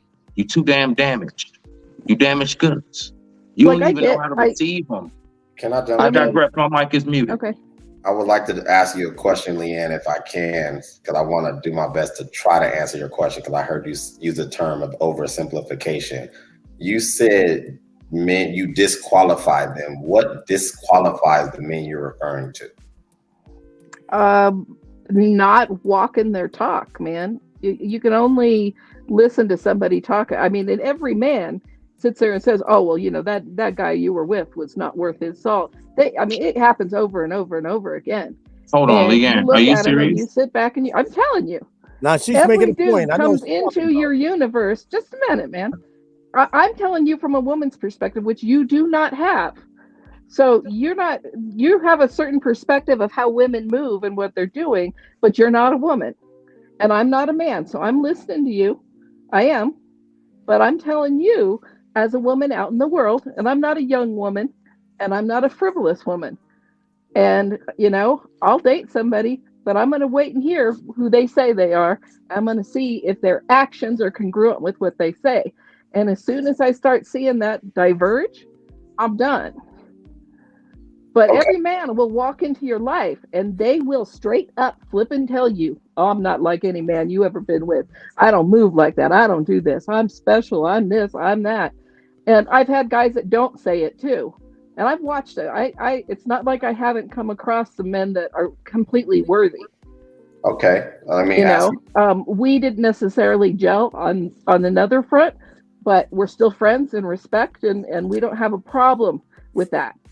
I'm not the girl that goes to your girlfriends to get advice on what to do about men. I don't move that way. I never have. I never will. So I get what you're trying to say, but we keep talking about these generalizations. But to me, it kind of makes me wonder, as men who are of substance, of men who are honorable, are men who are capable of leading, is it not also up to you guys to maybe put some of these lesser dudes in check and quit fucking with all these women? No, absolutely not. I am so glad I could almost to the second. God has given me powers. I knew you were going to say that. It is not. It is absolutely not. So you think it's our job to educate the women to behave differently? It is usually because if you were listening earlier, I said we don't need unity. We need more division, and we need tribalism. Because the only duty that I have to this world is a good example. That's it. I have to set a good example for others to follow. Those who are like me will follow my example because they want to model themselves after it. That is the choice given to every single American and every single free person that walks this earth. We allow you the ability to make your own choices.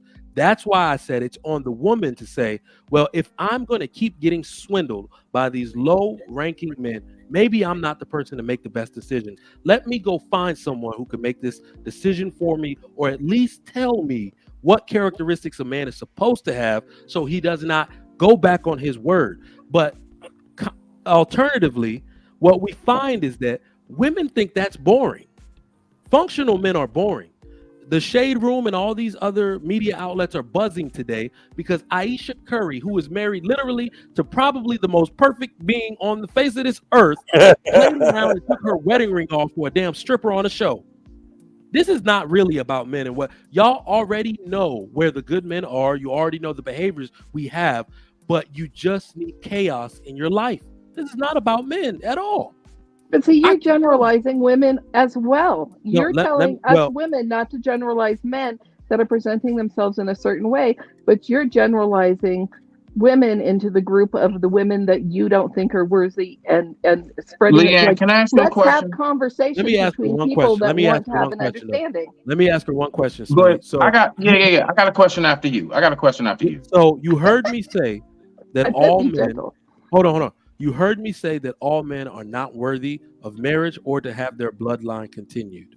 Would it be fair to also say alternatively, all women are not entitled to be married or are not good candidates to be a wife? Would that be fair to say? Yeah. All right. And I answered your question earlier. I told you women should. Oh, go ahead, V. That's the thing. They shouldn't be picking. That was the answer. Not how to pick better. You just not to pick at all. Without guidance. That's dogmatic and problematic. And you're assuming that. I mean, come on. It's not like we haven't been through that shit. Come on now. Women have been possessions longer than anyone on this planet. And you want to go back to this idea where women are bargained away and dowried into the next best marriage that the dad thinks is great. I mean, you don't have a better description of that. Ma'am, that's not what I said. And you're not. Don't, ma'am, I'm not that old. You actually old talk me. That's not what I said. That's not what I said. But we got 4,000 years worth of documented human history, and women have only been picking for the last 50 years.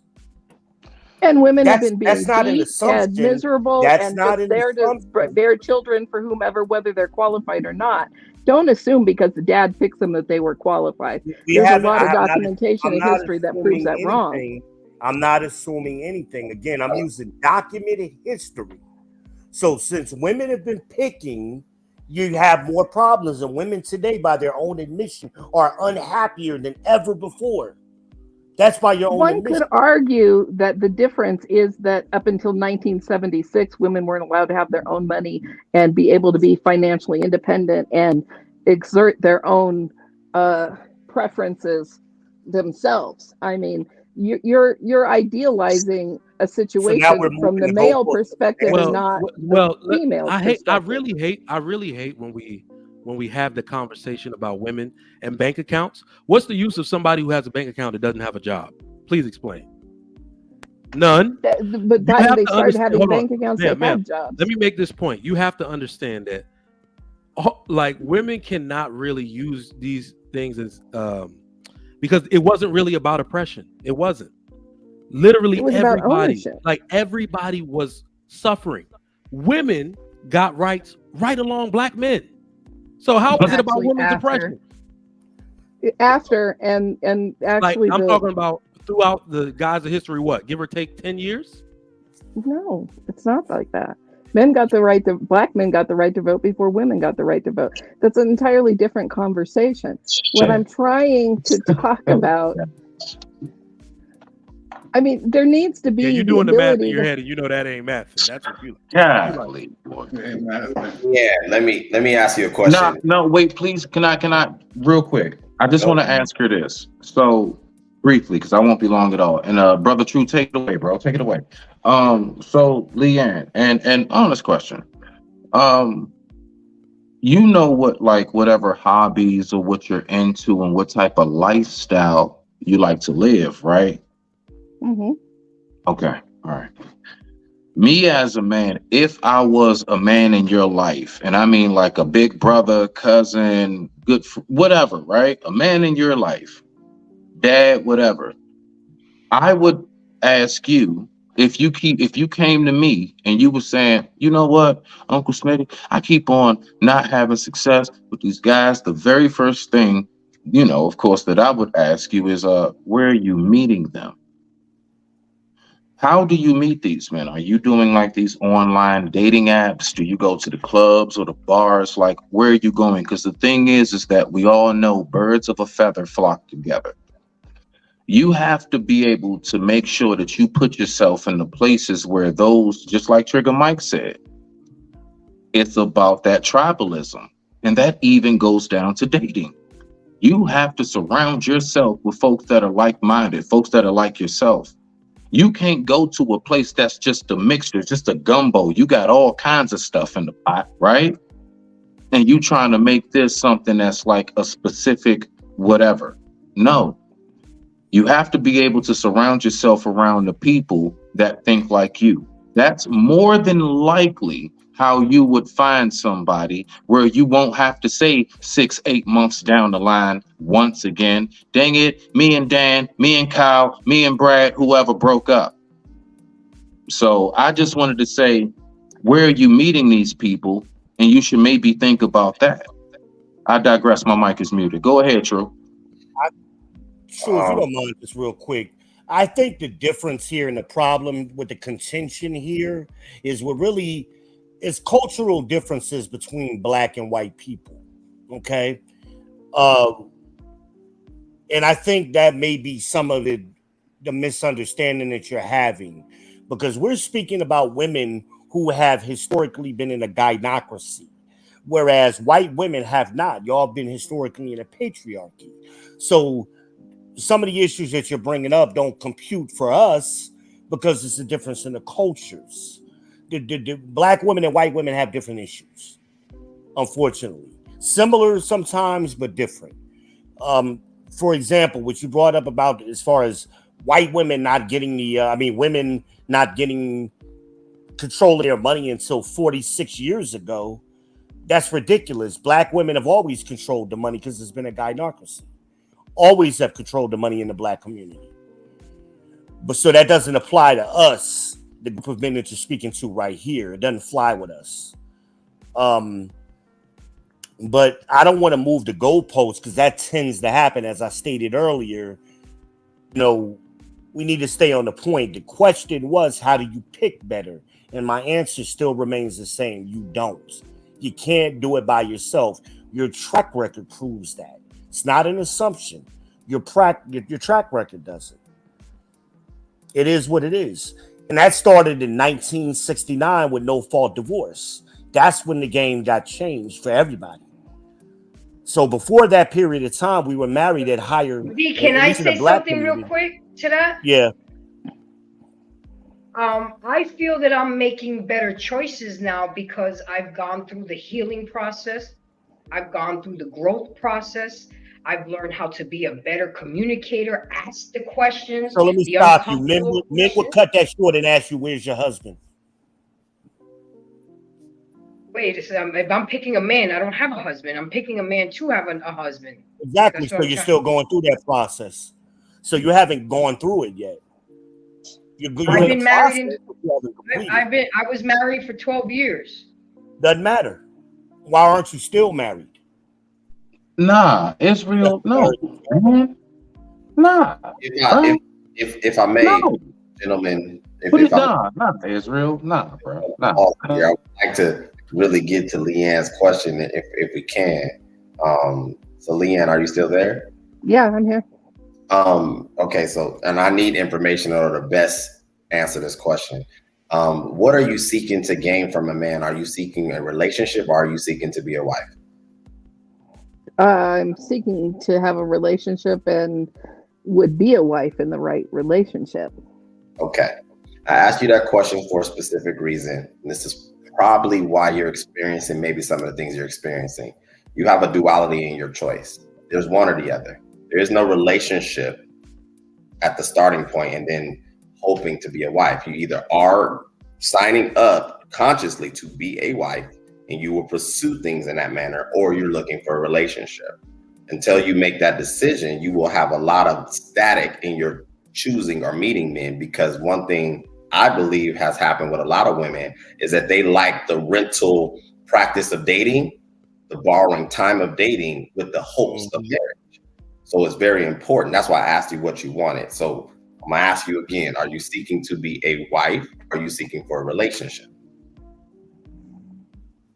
I don't know that I'm prepared to answer that in the manner that you're seeking, because from my perspective, and maybe that's a hole in the thought process. I'll consider that.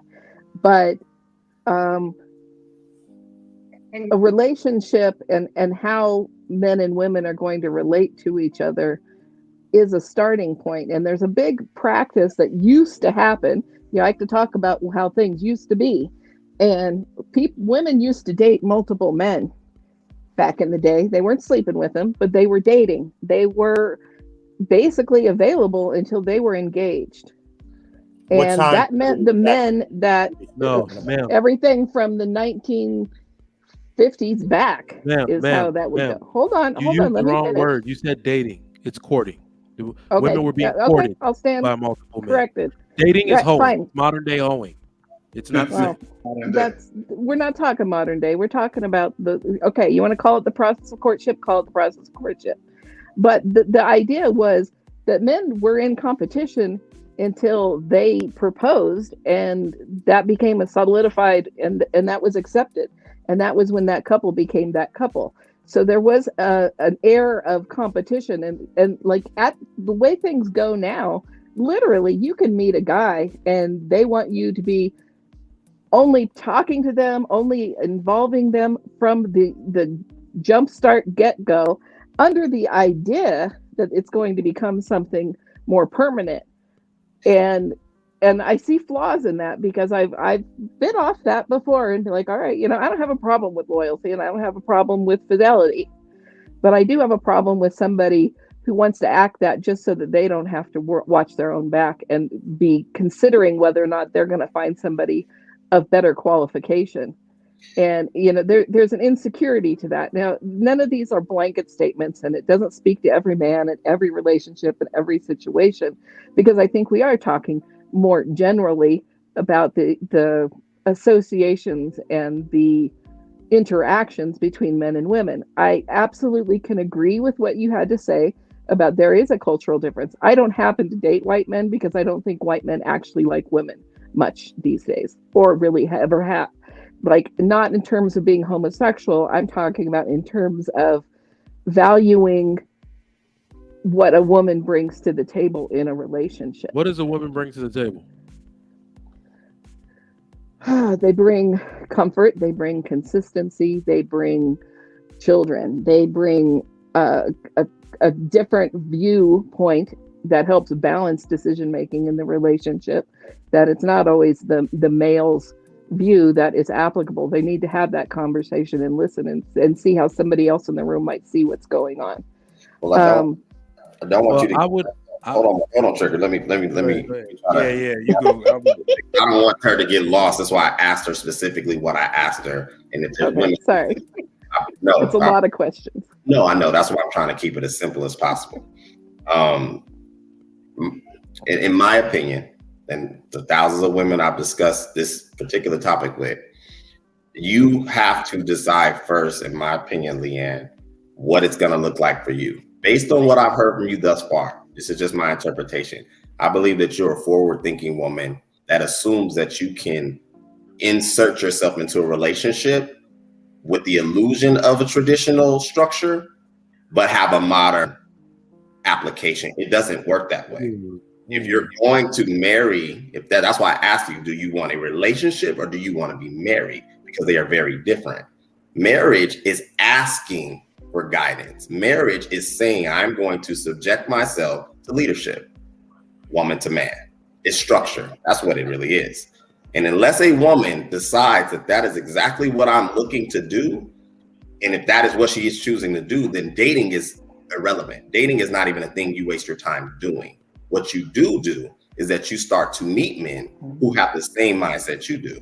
And you only assign yourself energy and time for men who are presenting that. No man can come to you and say, I want to hang out, get to know you. And you can't do that if you are operating under the pretense and function of a wife.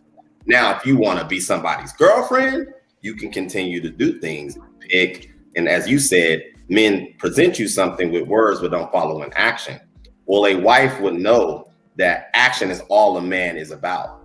So words are just the delivery, the menu of sorts.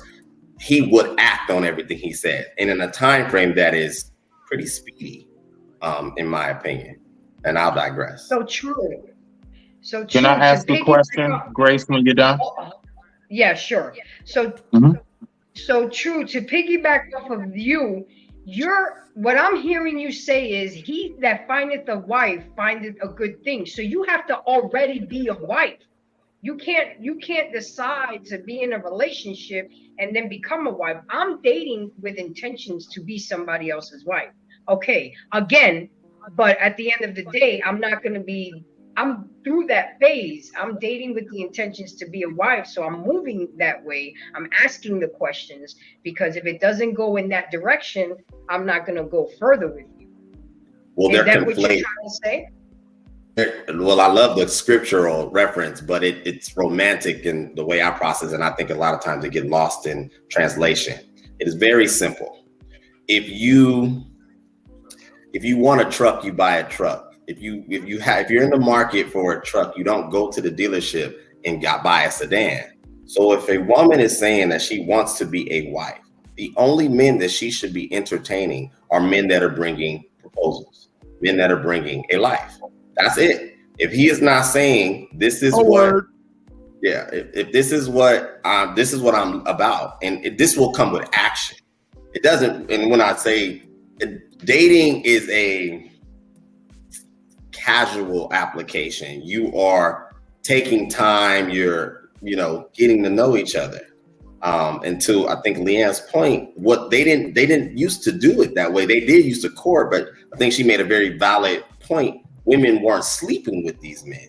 See, once you start to have sex, even if you want to use biblical reference, sex is the commitment. That is the bonding of the structure of marriage, biblically. So dating shouldn't be happening. What you should be doing is you should be deciding where you want your life to end up. And if you say, I want to be a wife, well, there's no point of wasting time with a man that hasn't proposed to you after you guys have gotten past the attraction, the getting to know each other's names, what you're looking to accomplish. Proposal should be happening. You date while you're a fiance. You court while you're a fiance. You don't do that prior to that. It makes no sense because you'll never make it to matrimony if you do it the way that most women do it now. And that's my opinion on it. It's not just women that are doing that now, is the thing. Thank you. Very briefly, Brother Trigg, because we got, respectfully, we got Sis Leanne. I'm gonna ask you this. Yes, sir. So when we was talking earlier about aggressive women, things of that nature. So I got a buddy of mine. He is a successful real estate agent that I went to school with. Known him since childhood, my boy Dell. He's from Sierra Leone. And long story short, he was saying to me, now, one, let me ask you this, Brother Trigg. Does a man having finances that is in abundance, does that make them, let's say a high value man?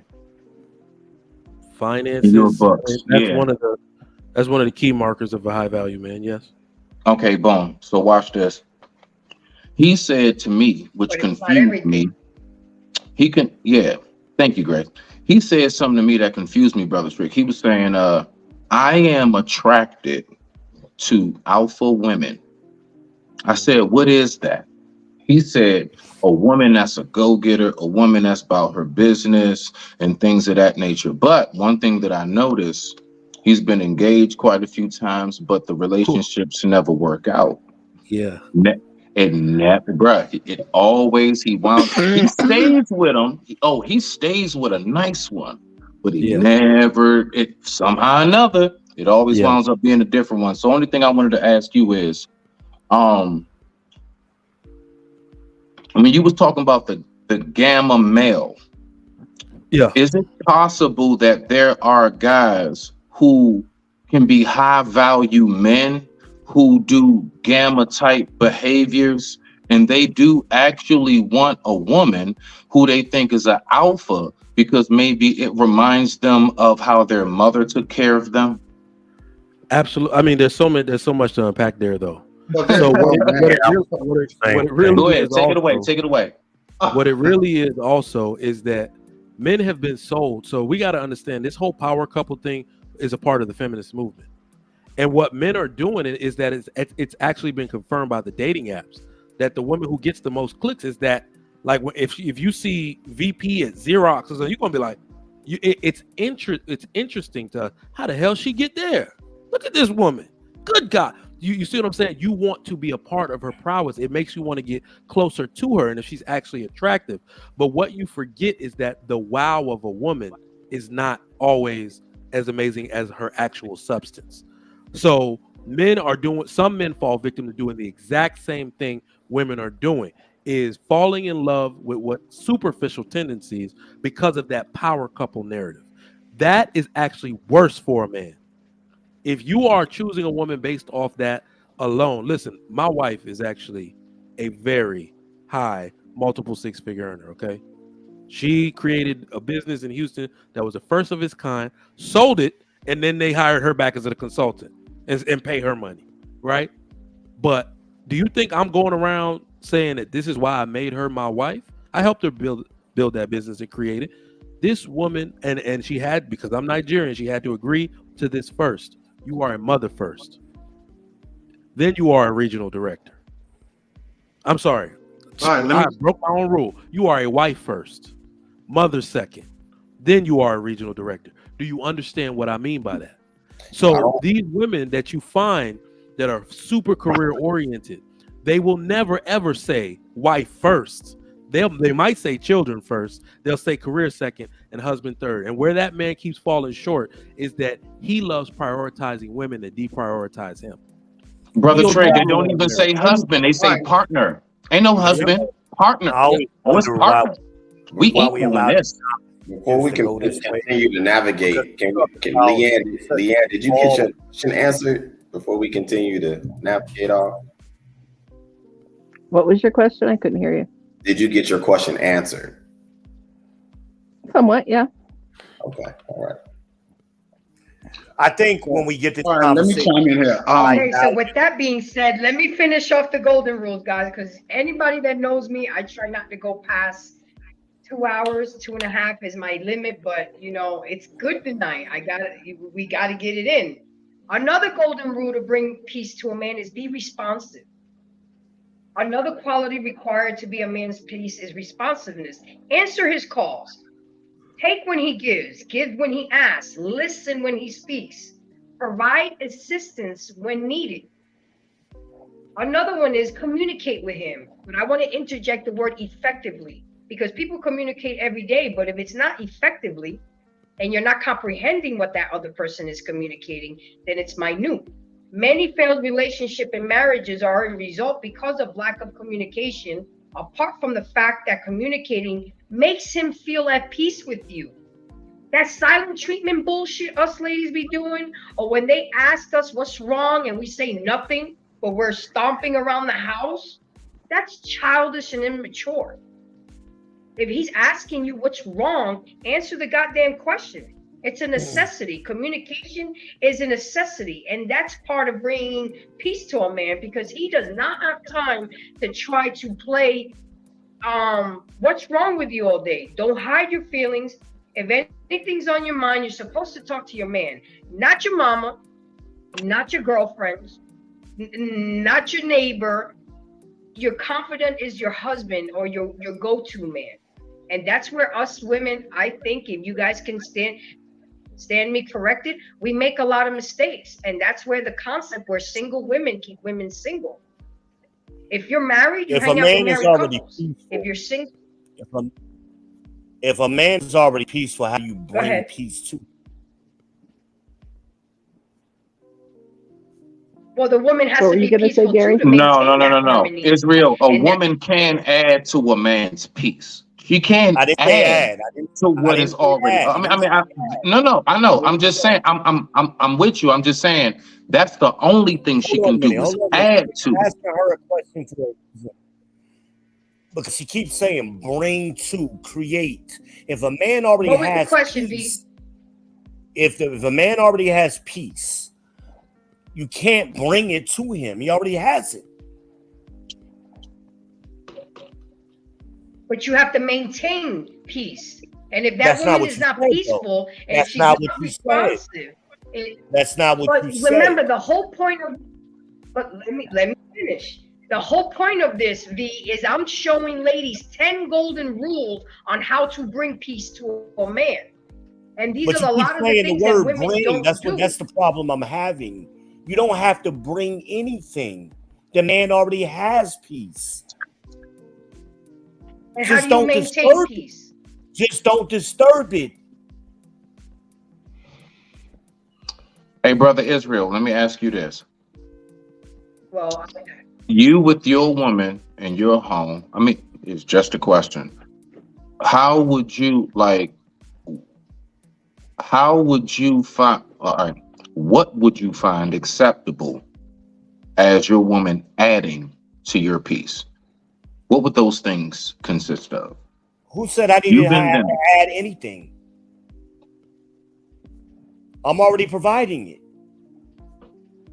So, for example, if you've been in your home and let's say you do cook for yourself and you do, you know what I'm saying, take care around the house and things of that nature. Let's just say you do those things. Your home is in order. She comes by, everything cool. She can clearly see there's structure and order in which it is where you reside.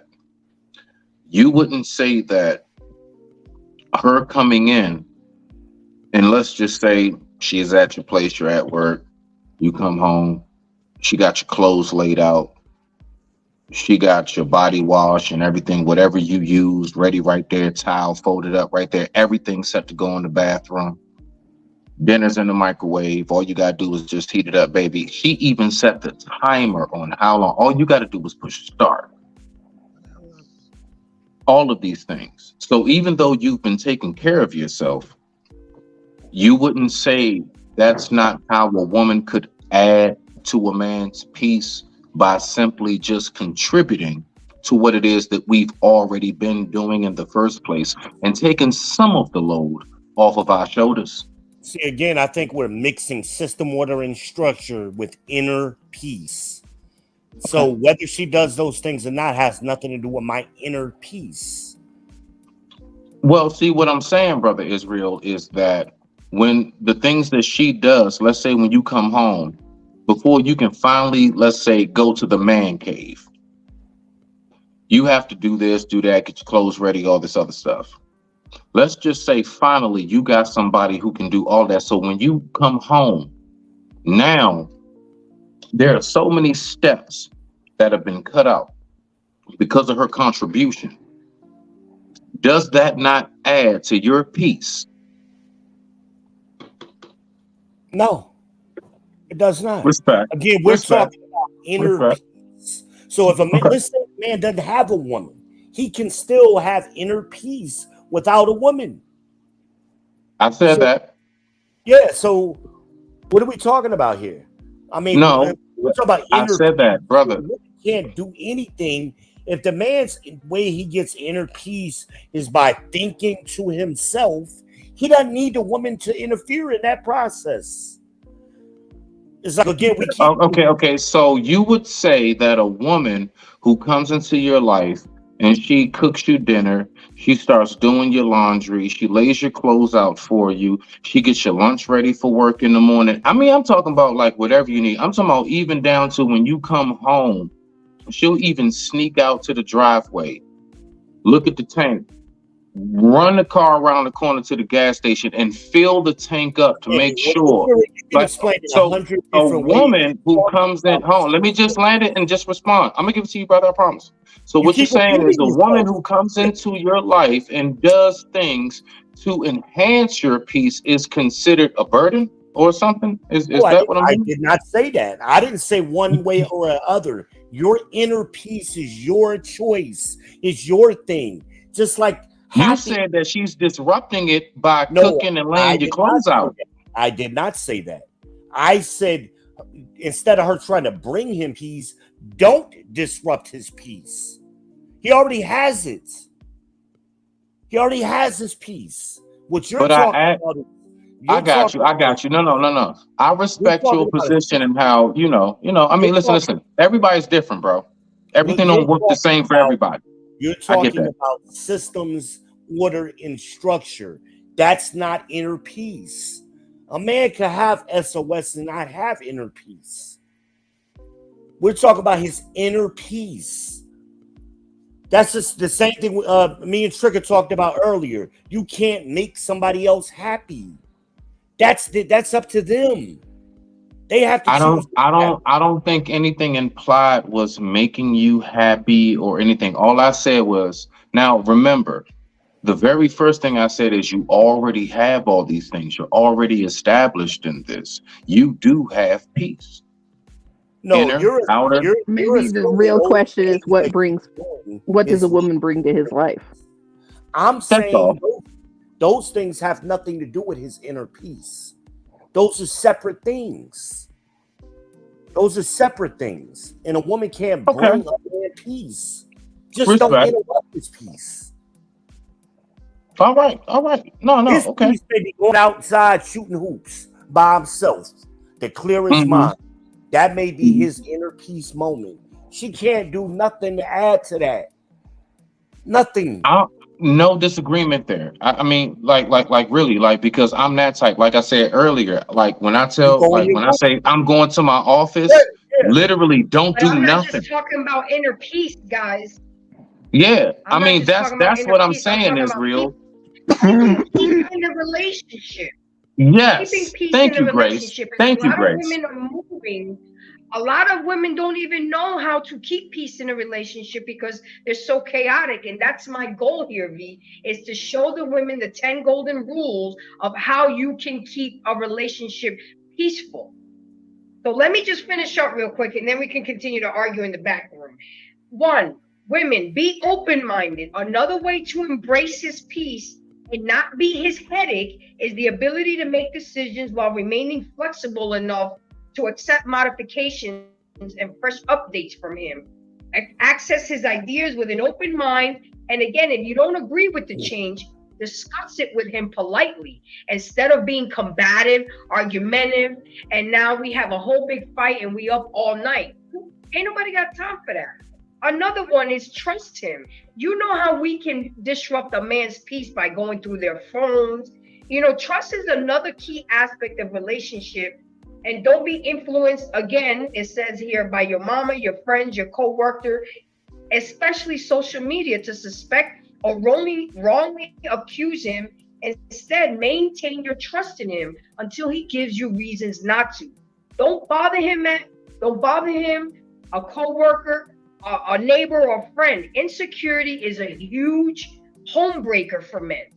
Insecurity, they will walk away, and especially if you're wrongfully accusing them.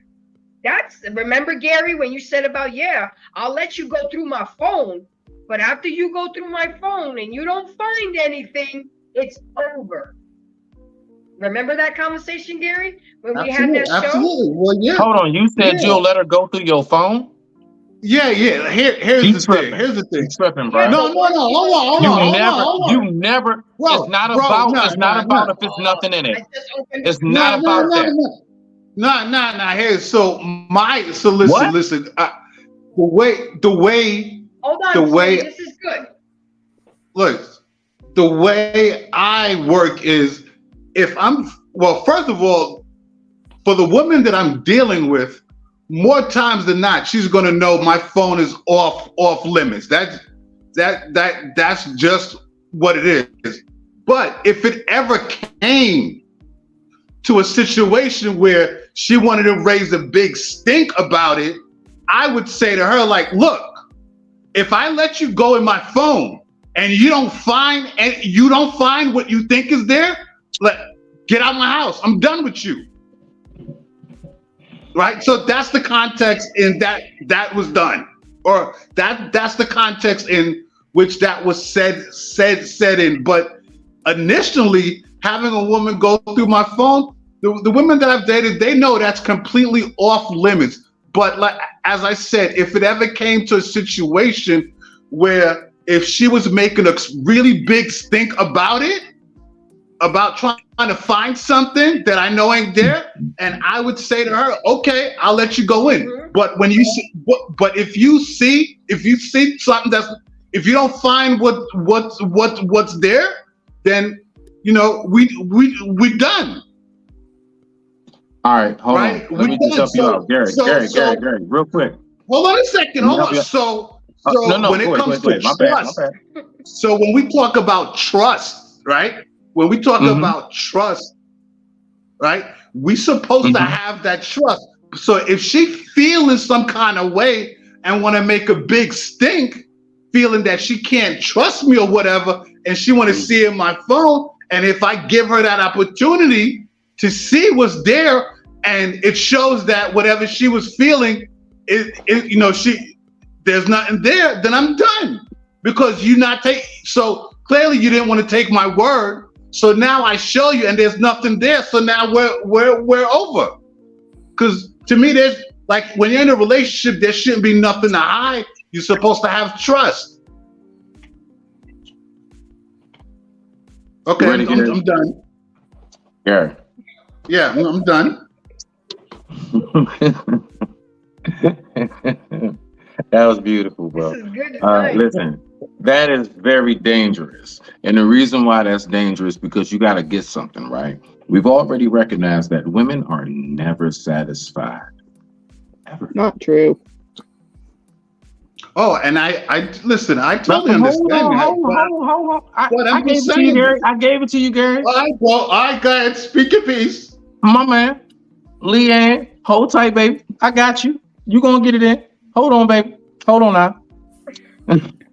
We already know women are never satisfied, bro. Just from right there, one, first and foremost, you have to recognize something. When she try to hit you with that, oh, well, let me see in your phone. Little do you know, you think subconsciously, I'm going to go ahead and open the door of trust. No, what you did was you laid out the carpet of submission to her. You have no idea what you just did.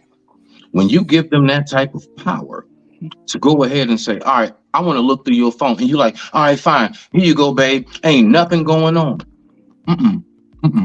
But what he's Right, saying is then the relationship is over at that point. I think you're misunderstanding me. I think you're misunderstanding me, but I get what you're saying. Watch this. The relationship is over if you just any other dude. I'm telling you this from personal experience. When you really are somebody that they are genuinely intrigued about, bruh, it takes a whole lot to run them off. And I promise you, when you do the whole, nah, you can't see in my phone, what you're missing through that whole temper tantrum that they throw out, bruh, little do you know, that's getting them wet. Because you add more to the mystique of yourself. Women are all about the mystery of men. Oh, I get it. I get it. I get it. So I'm gonna tell you right now, one thing that I've damn sure learned in my 40 years to land it. Y'all go ahead and take it away. The more mystery that you have, the longer she stays around, because she always feels like it's something else I gotta know about you. When you hand her that phone, you give her everything. And at that point, you're an open book. At that point, you're them shoes that she done already worn to the party and spun it out in. Now you're gonna get set back in the closet. I promise you. But I listen, it's dangerous. I hear what you're saying, but I think you misunderstood, but I got it. I think, see, I understood. You said you handed the phone over to her and you let her look through it. That's all I needed to understand. If she agreed that the relationship would be over. See, again, you missed my point. And you need to never be scared. You need to stand there at that moment. No, bump that. You need to stand there at that moment and let them know, I don't care if you walk away. Bro, you'd be surprised what the response would be sometimes. You got to stand on something. Oh, of course. Listen, you don't fold to that because she said, I'm going to go. She know that that's what you probably going to do. It's bend and fold because you're going to say, oh, yeah, I'm going to take this kitty away. You need to let her know that kitty can be replaced. It's over. Yeah, he's ending the relationship, not her. Bro, listen. It was never, it was never a case where I just handed my phone over like that. I think what you're missing my point is, if it came to a point where I let her see if she's throwing a big stink, right, about something that is not there, and I've already told her, like, look, there's nothing there, nothing for you to worry about, blah, blah, blah, and she wants to keep pushing the issue and making a big stink. And for me, and if I said, well, okay, look, if I let you see that there's nothing there, understand, if there's not, if you don't see what you think is there, then we're done. It's over, right? So that's that. You can't get it back anyway. Listen, all right. That right there, that method. Some dudes, okay. That method, yeah, I can understand what you're saying. Like, look, you got an option right now. If you look through it, excuse me, sorry about that. If you look through it, all right, then we over. But my whole thing is, I'm gonna be real with you, bro. I don't know. I just kind of stand on, you're not looking through my phone, period. Matter of fact, you know the best that I would do if watch this. If I was to do what you do, Gary, I would be like this. All right, bet. Hold on. Then let's do this. Let's trade phones. Give me yours. Go to your DMs. Now you're being submissive. No. Listen to no. You missing it, bro. What I'm saying is that you got to play the head game with them. Sometimes with women, you can't see. It's not about really wanting to. The whole time you don't give a shit about that. That's not really the goal. The goal is to get them to see through action how it looks when you ask them type of questions when you do that. So I bet you asking me that. Well, okay, can I see your phone? No, exactly. I think the only issue I have. That's all I'm saying. Listen, okay, let's. I'm trying to hear Grace. I'm trying to hear Grace. Go ahead. Isn't it just easier to just have the hard conversation and be like, yo, who is this person that you're talking to or seems to be taking up a lot of your time? Is why do I have to look through his phone? Should I not be comfortable enough to be like, hey, Smitty, I see that this number popping up a lot and you seem to be talking a lot with this person. What's the deal? Who are they to you? What's going on? Is that not okay? I would have a That's problem okay, with Grace. But the thing is, that's okay, Grace. Briefly, V, go ahead and tap in because I'm gonna be real short. That's okay, Grace. The only thing is that once I tell you, that's just business. Or once I just go ahead and show you, like, look, no, I'm actually purchasing this, I'm doing that, blah, blah, blah, blah, blah. It just so happens to be a female that I'm doing this business transaction with, but all of this is legit. Because I'm just speaking for myself. I know me. The only other reason why I would be speaking to a woman of any form of fashion, if it's, like a nurse or some kind of a doctor's appointment, some kind of like business, whatever it is. And it just so happens to be a woman that I have to go through this business transaction with. Now, once I show you that, just like Gary said, then it's, I don't want to hear a whole bunch of lip after that. Okay, now I need you to fall back and give me my silence. That's when we get to the point of just let this man process some thoughts. That's all. That's all. Respect. Go ahead, V. Go ahead. True was up. I just think the only issue I have with that, and I think we're saying things that can work in tandem. Grace made a valid point. Smitty, you made a valid point. Gary even made a valid point. I think the issue I have personally with that is that if that's a boundary for you, and it sounds like it is for Gary, and it is definitely for me, if that is a boundary for that man, whoever that man is, then that man needs not compromise on that boundary. What you do is you're now showcasing to this woman that your boundaries are really not to be respected because you're willing to succumb to the pressure of her satisfaction. And 9 times out of 10, that satisfaction is houses insecurity. So if I'm doing my job correctly as the man, she should be very aware of my boundary. And if that's one of them, then under no circumstances should I have to trade a phone or now meet you at your emotional level, because if that was something that you were suffering with, I would hope that I can aid in your growth. A lot of times that's debris from history and things of that nature. If I'm giving you no reason not to trust my word through a multitude of showcasing my manhood, this should be no different. It's my boundary, sweetie. I don't care who you are. That's brother true. Right. Well, see, look, for the most part, I don't play that phone stuff. And Grace and I have spoken about that. I don't play that phone stuff. I'm just saying, if it ever came to that point where if I don't already laid everything, you know what I'm doing, what I'm about and all that stuff. So there's no reason for, this crazy shit. But if it ever came to that point, right? If it ever came to that point and I give you this opportunity, but hey, look, you look in there and you don't see what you think is in there, then that's it. It's a wrap. We're done. There's nothing to talk about. So Grace. All right, guys, I'm down to one. Go ahead, V. Finish off. Let's say me and you together, right? And your phone rings. Okay. I ain't asking you shit. I don't care who you on the phone with, because I'm not worried about stuff like that. Yeah, I don't see. You got see. a whole conversation with a dude in front of me. You got a reason to be talking to him for whatever reason. We got bigger fish to fry. I ain't worried about them phone games. And I agree. I totally agree with you about. Totally agree. I'm gonna treat you the same way I want you to treat me.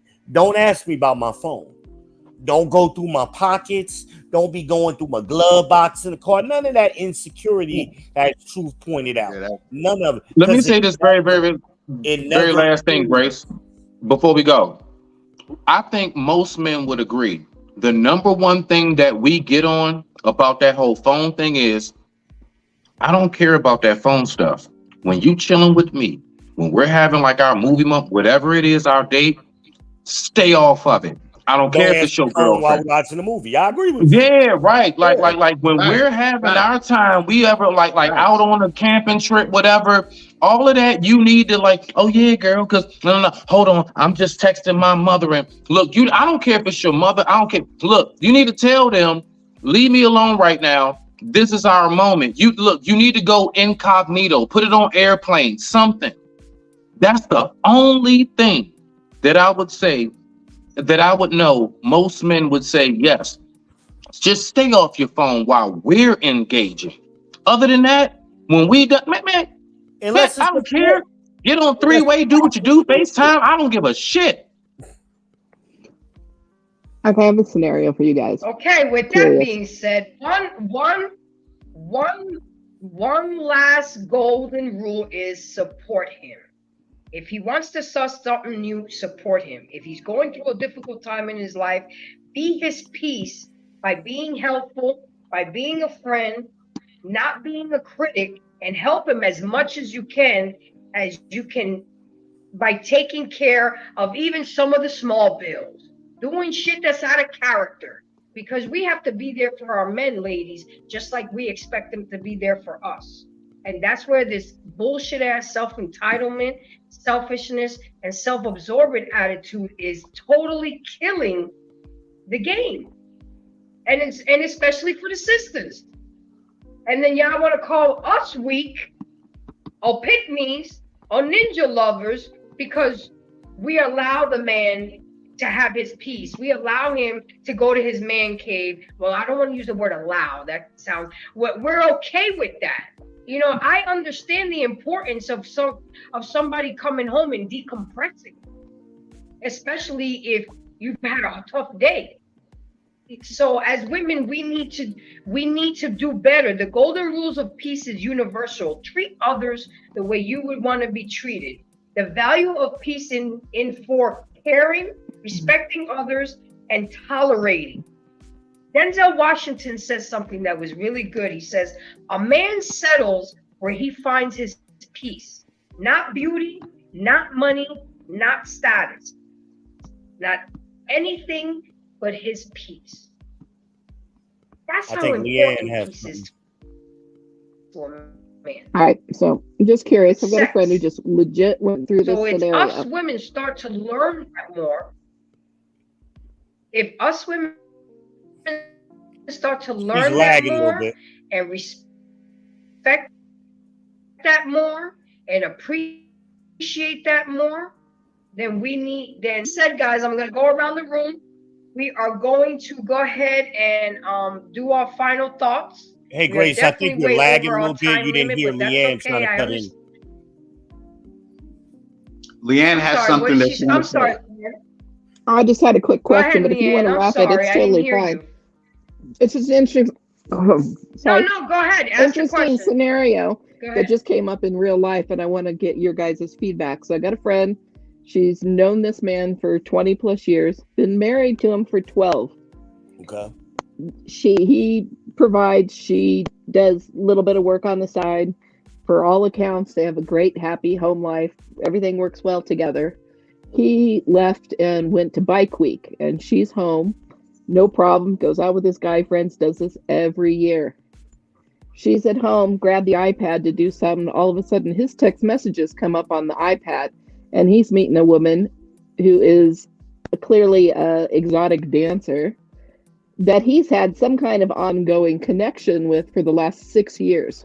Wow. Hadn't talked to her in like 4 or 5 years. And he proceeds through these text messages that are inadvertently coming through the iPad. She didn't look for it. She didn't dig for it. She literally was getting ready to use it, and they popped up in her face. Yeah. She printed out all the text messages, didn't say a word to him while he was gone. When he came back, she put it in a file. She said, hey, I got something I wanted you to look at. Handed it to him. He opened it up. His mouth fell open, and he's like, She packed up her shit, and she moved out. So, by all accounts, he was the kind of man that you guys have been talking about. And she was behaving as the kind of woman that you guys are talking about. And it still goes this way, because I hear a lot about the man's piece and, you know, what the man needs to do when there's a confrontation. But you are supposed to be accountable to each other. And so how does this needs get met on the male side, but reciprocated for the woman as well? I got an answer like I don't know what, but that's on the back chat. If you come to the back chat, I got a vicious answer for you. I'll try to I can't answer. say that right now. I can't say that right now, but I got a vicious answer for you in a couple moments. Let Grace sign out. Let Grace sign out. We can rock out. Okay. Okay, so I'm gonna go around the room. Gary will be second to last to me. Final thoughts on, I mean, just don't be too long-winded, but just final thoughts on what we spoke about, the importance of peace. And V, I really do get what you're saying. If a man already has inner peace, there's nothing a woman can do. But I was really trying to grasp maintaining peace in a relationship, not somebody's inner peace. But go ahead, you're up first. Final thoughts and anything you want to add on to. Well, great show. Just to respond to what you just said, if it ain't broke, don't fix it. You know, I think sometimes people try to fix things or tinker with things that ain't broke. It's working fine. Leave it alone. But great show tonight, and I really appreciate you allowing the conversation to flow organically. I think, you know, some of us went long-winded. We all did at times, but it was great conversation. So, and I think we're getting better, you know. It was good. It was a very good flow tonight. I mean, everybody was flowing together. I mean, that's what happens in conversation sometimes. So it was good. It was good conversation. I think we lost Trigger Mike early, didn't we? Or is Mike still here? Well, he had to go because he's on the Lapeef network right now. Because I'm watching him right now. So the fact that he even came through, I'm honored. So which means I'm getting noticed.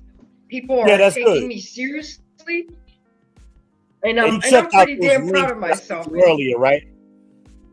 I will. And you guys, I want to thank you guys too, because y'all are A1ers. You know, yes, Trigger Mike was big time here tonight, but y'all my A1ers. I'll take 3 A1ers over one big, you know what I'm saying? Because he came through, but that doesn't mean he's gonna come through every week like you guys do. Yeah. I mean, I just follow those links that I shared. Those are good. I will.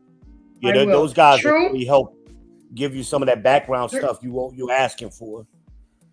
Okay, I will. True. Once again, I always hit you up at the last minute, but I do try to tag you when I do my preview videos. You just don't see them sometimes.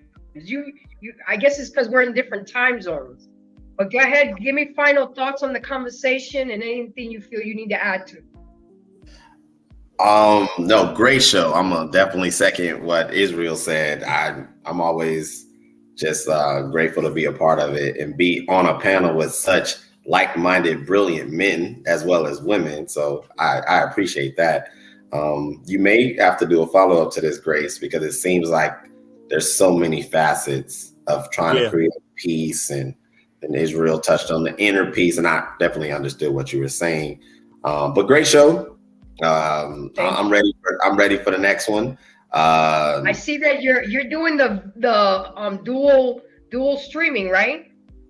Yes. Yeah, I went ahead and tried that out, and so that's awesome. I need you to show me that, because I did click on the little box, but I've never done it with anybody yet. So I need you to go over that with me. But that's awesome. Me too, man, because I ain't even get that option. Oh, okay. Yeah, it's right at the top right corner, you know. So you just click it. But yeah, we could definitely figure that out. But yes, a great show. Leanne, I think she added an element to the panel, and I appreciate interacting with her. Grace, you said something earlier, and I want to unpack that. So maybe next show. You said, how does a woman who exemplifies masculinity learn how to operate in her femininity? And we never really got to really unpack it. We went different directions. Right, we can make it. We can make it a show. I'll bring it up as a topic. We actually have that down as a show. Okay. Yeah. Okay. We actually that's an upcoming show. Okay, I'm definitely looking forward to that. But thank you for having me. You guys can find me on all major platforms. Gary, I got your request on Instagram, so thank you for that. And again, thank you. Mitty, awesome tonight. What are your final thoughts? Great show. It was lit. Let's get to the back chat so I can answer questions. Okay, Leanne, what are your final thoughts? Just great. I enjoyed the conversation. That's really what I'm here for. I don't have any agenda. I want to, hear what somebody has to say, but I want to be able to question it. I want to be able to clarify it. I want to be able to build on it. And I want to be able to bring all perspectives to the table, because I don't think any of these conversations are anywhere near as effective as they could be if we're not talking about how it feels on the other side of it. Absolutely. In the end, thank you for coming, because you do bring smoke, and you provoke the conversations that me and Gary preach about. So, keep coming. I appreciate your support. Thank you very much. I wanted to be here last week, but I was stuck on a plane for 9 hours. Oh, I hear you. It wasn't fun. Gary, thank you. Once again, thank you for always showing up. You've really been there with me. Go ahead, your final thoughts, and where can we find you? My final thoughts. I mean, obviously this was a great show. I think that, this is definitely needs a part 2.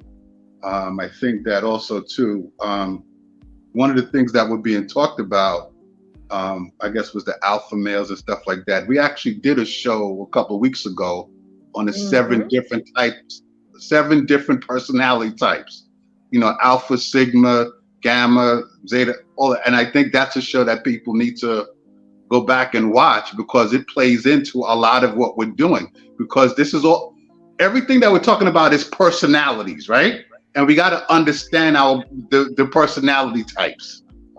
But I think for this show here, it's important that, we understand what peace is and how important peace is to a man. And it could work. Different things can work for different men, but at least have the understanding on how valuable and important peace is for a man. So you can catch me on Boardwalk Global Media, which I'm the CEO of. We're on. You can find us on YouTube, on Facebook, on Instagram. The main show that we do is called The Real Discussion, with Rock Logic. We come on Fridays from 8 p.m. to 10 p.m. A big shout out to Leanne. Leanne has always been a great follower of our show and always been very vocal. So I had to bring her over here. So she's always wonderful. And I think that's about it. So Grace, turn it back over to you. Okay. Well, guys, I figured it out, y'all. How to I share saw it. it. I see it. I see you streaming. So when you on your phone, you go to more, and you'll see it where it says share, and it's real easy to do. Just so everybody can start sharing like that, man. I'm glad Gary, Truth reminded me to do that. All right. We'll do it next time. Definitely. Yeah. So with that being Help said, spread her channel. Thank you. I want to thank every one of you guys. Yes, it was a very good conversation. I'm going to have to learn that sometimes it is going to go over, because I'm not going to shut something down just because, I'm tight on time. It is what it is. But at the end of the day, ladies, look, We are all dealing with stress, inflation, jobs, kids, family, etc., etc. But you have to take into consideration and take note that if your man is an asshole by nature, then any of the suggestions that I put out there is not going to help. You have to find a man who's deserving of your love before you do the things we discussed. If you naturally feel happy with him, then that is a sign that he is deserving of peace and your love. So take what I said and what everybody else said into consideration. Stop being so argumentative. Stop being so combative. If you want a man, you're going to have to jump on his bandwagon, because the operation of orders, and it has been since the sense of time, the children belong to the women belong to the men, and the men belong to God. We come from a man. We're not equal to a man, and we will never be equal to a man. Feminism tricked us. We were lied to. And a lot of us are going to get left behind because we have this notion, I don't need a man. Okay, you don't need a man? Then that's why you're not going to have a man. You're going to buy a dog and die alone. So with that being said, guys, thank you for coming. If you liked what you heard and saw, definitely like, subscribe, and share. You can always support the channel. # Embrace the Grace 23. We'll see y'all next week. I will be in New York. Me and Gary will finally be meeting in person. Right. And he will be interviewing me for my 1-year anniversary on how Embrace the Grace came all about. So y'all will see me embracing New York and going back home, okay? And y'all ladies out there, don't forget it's Father's Day. Let's show some love to our men in our lives and our fathers, because y'all got supported last month. Now this month is their turn. So y'all have a good night, and thank y'all for coming out. Thank you for y'all support. Bye, guys. And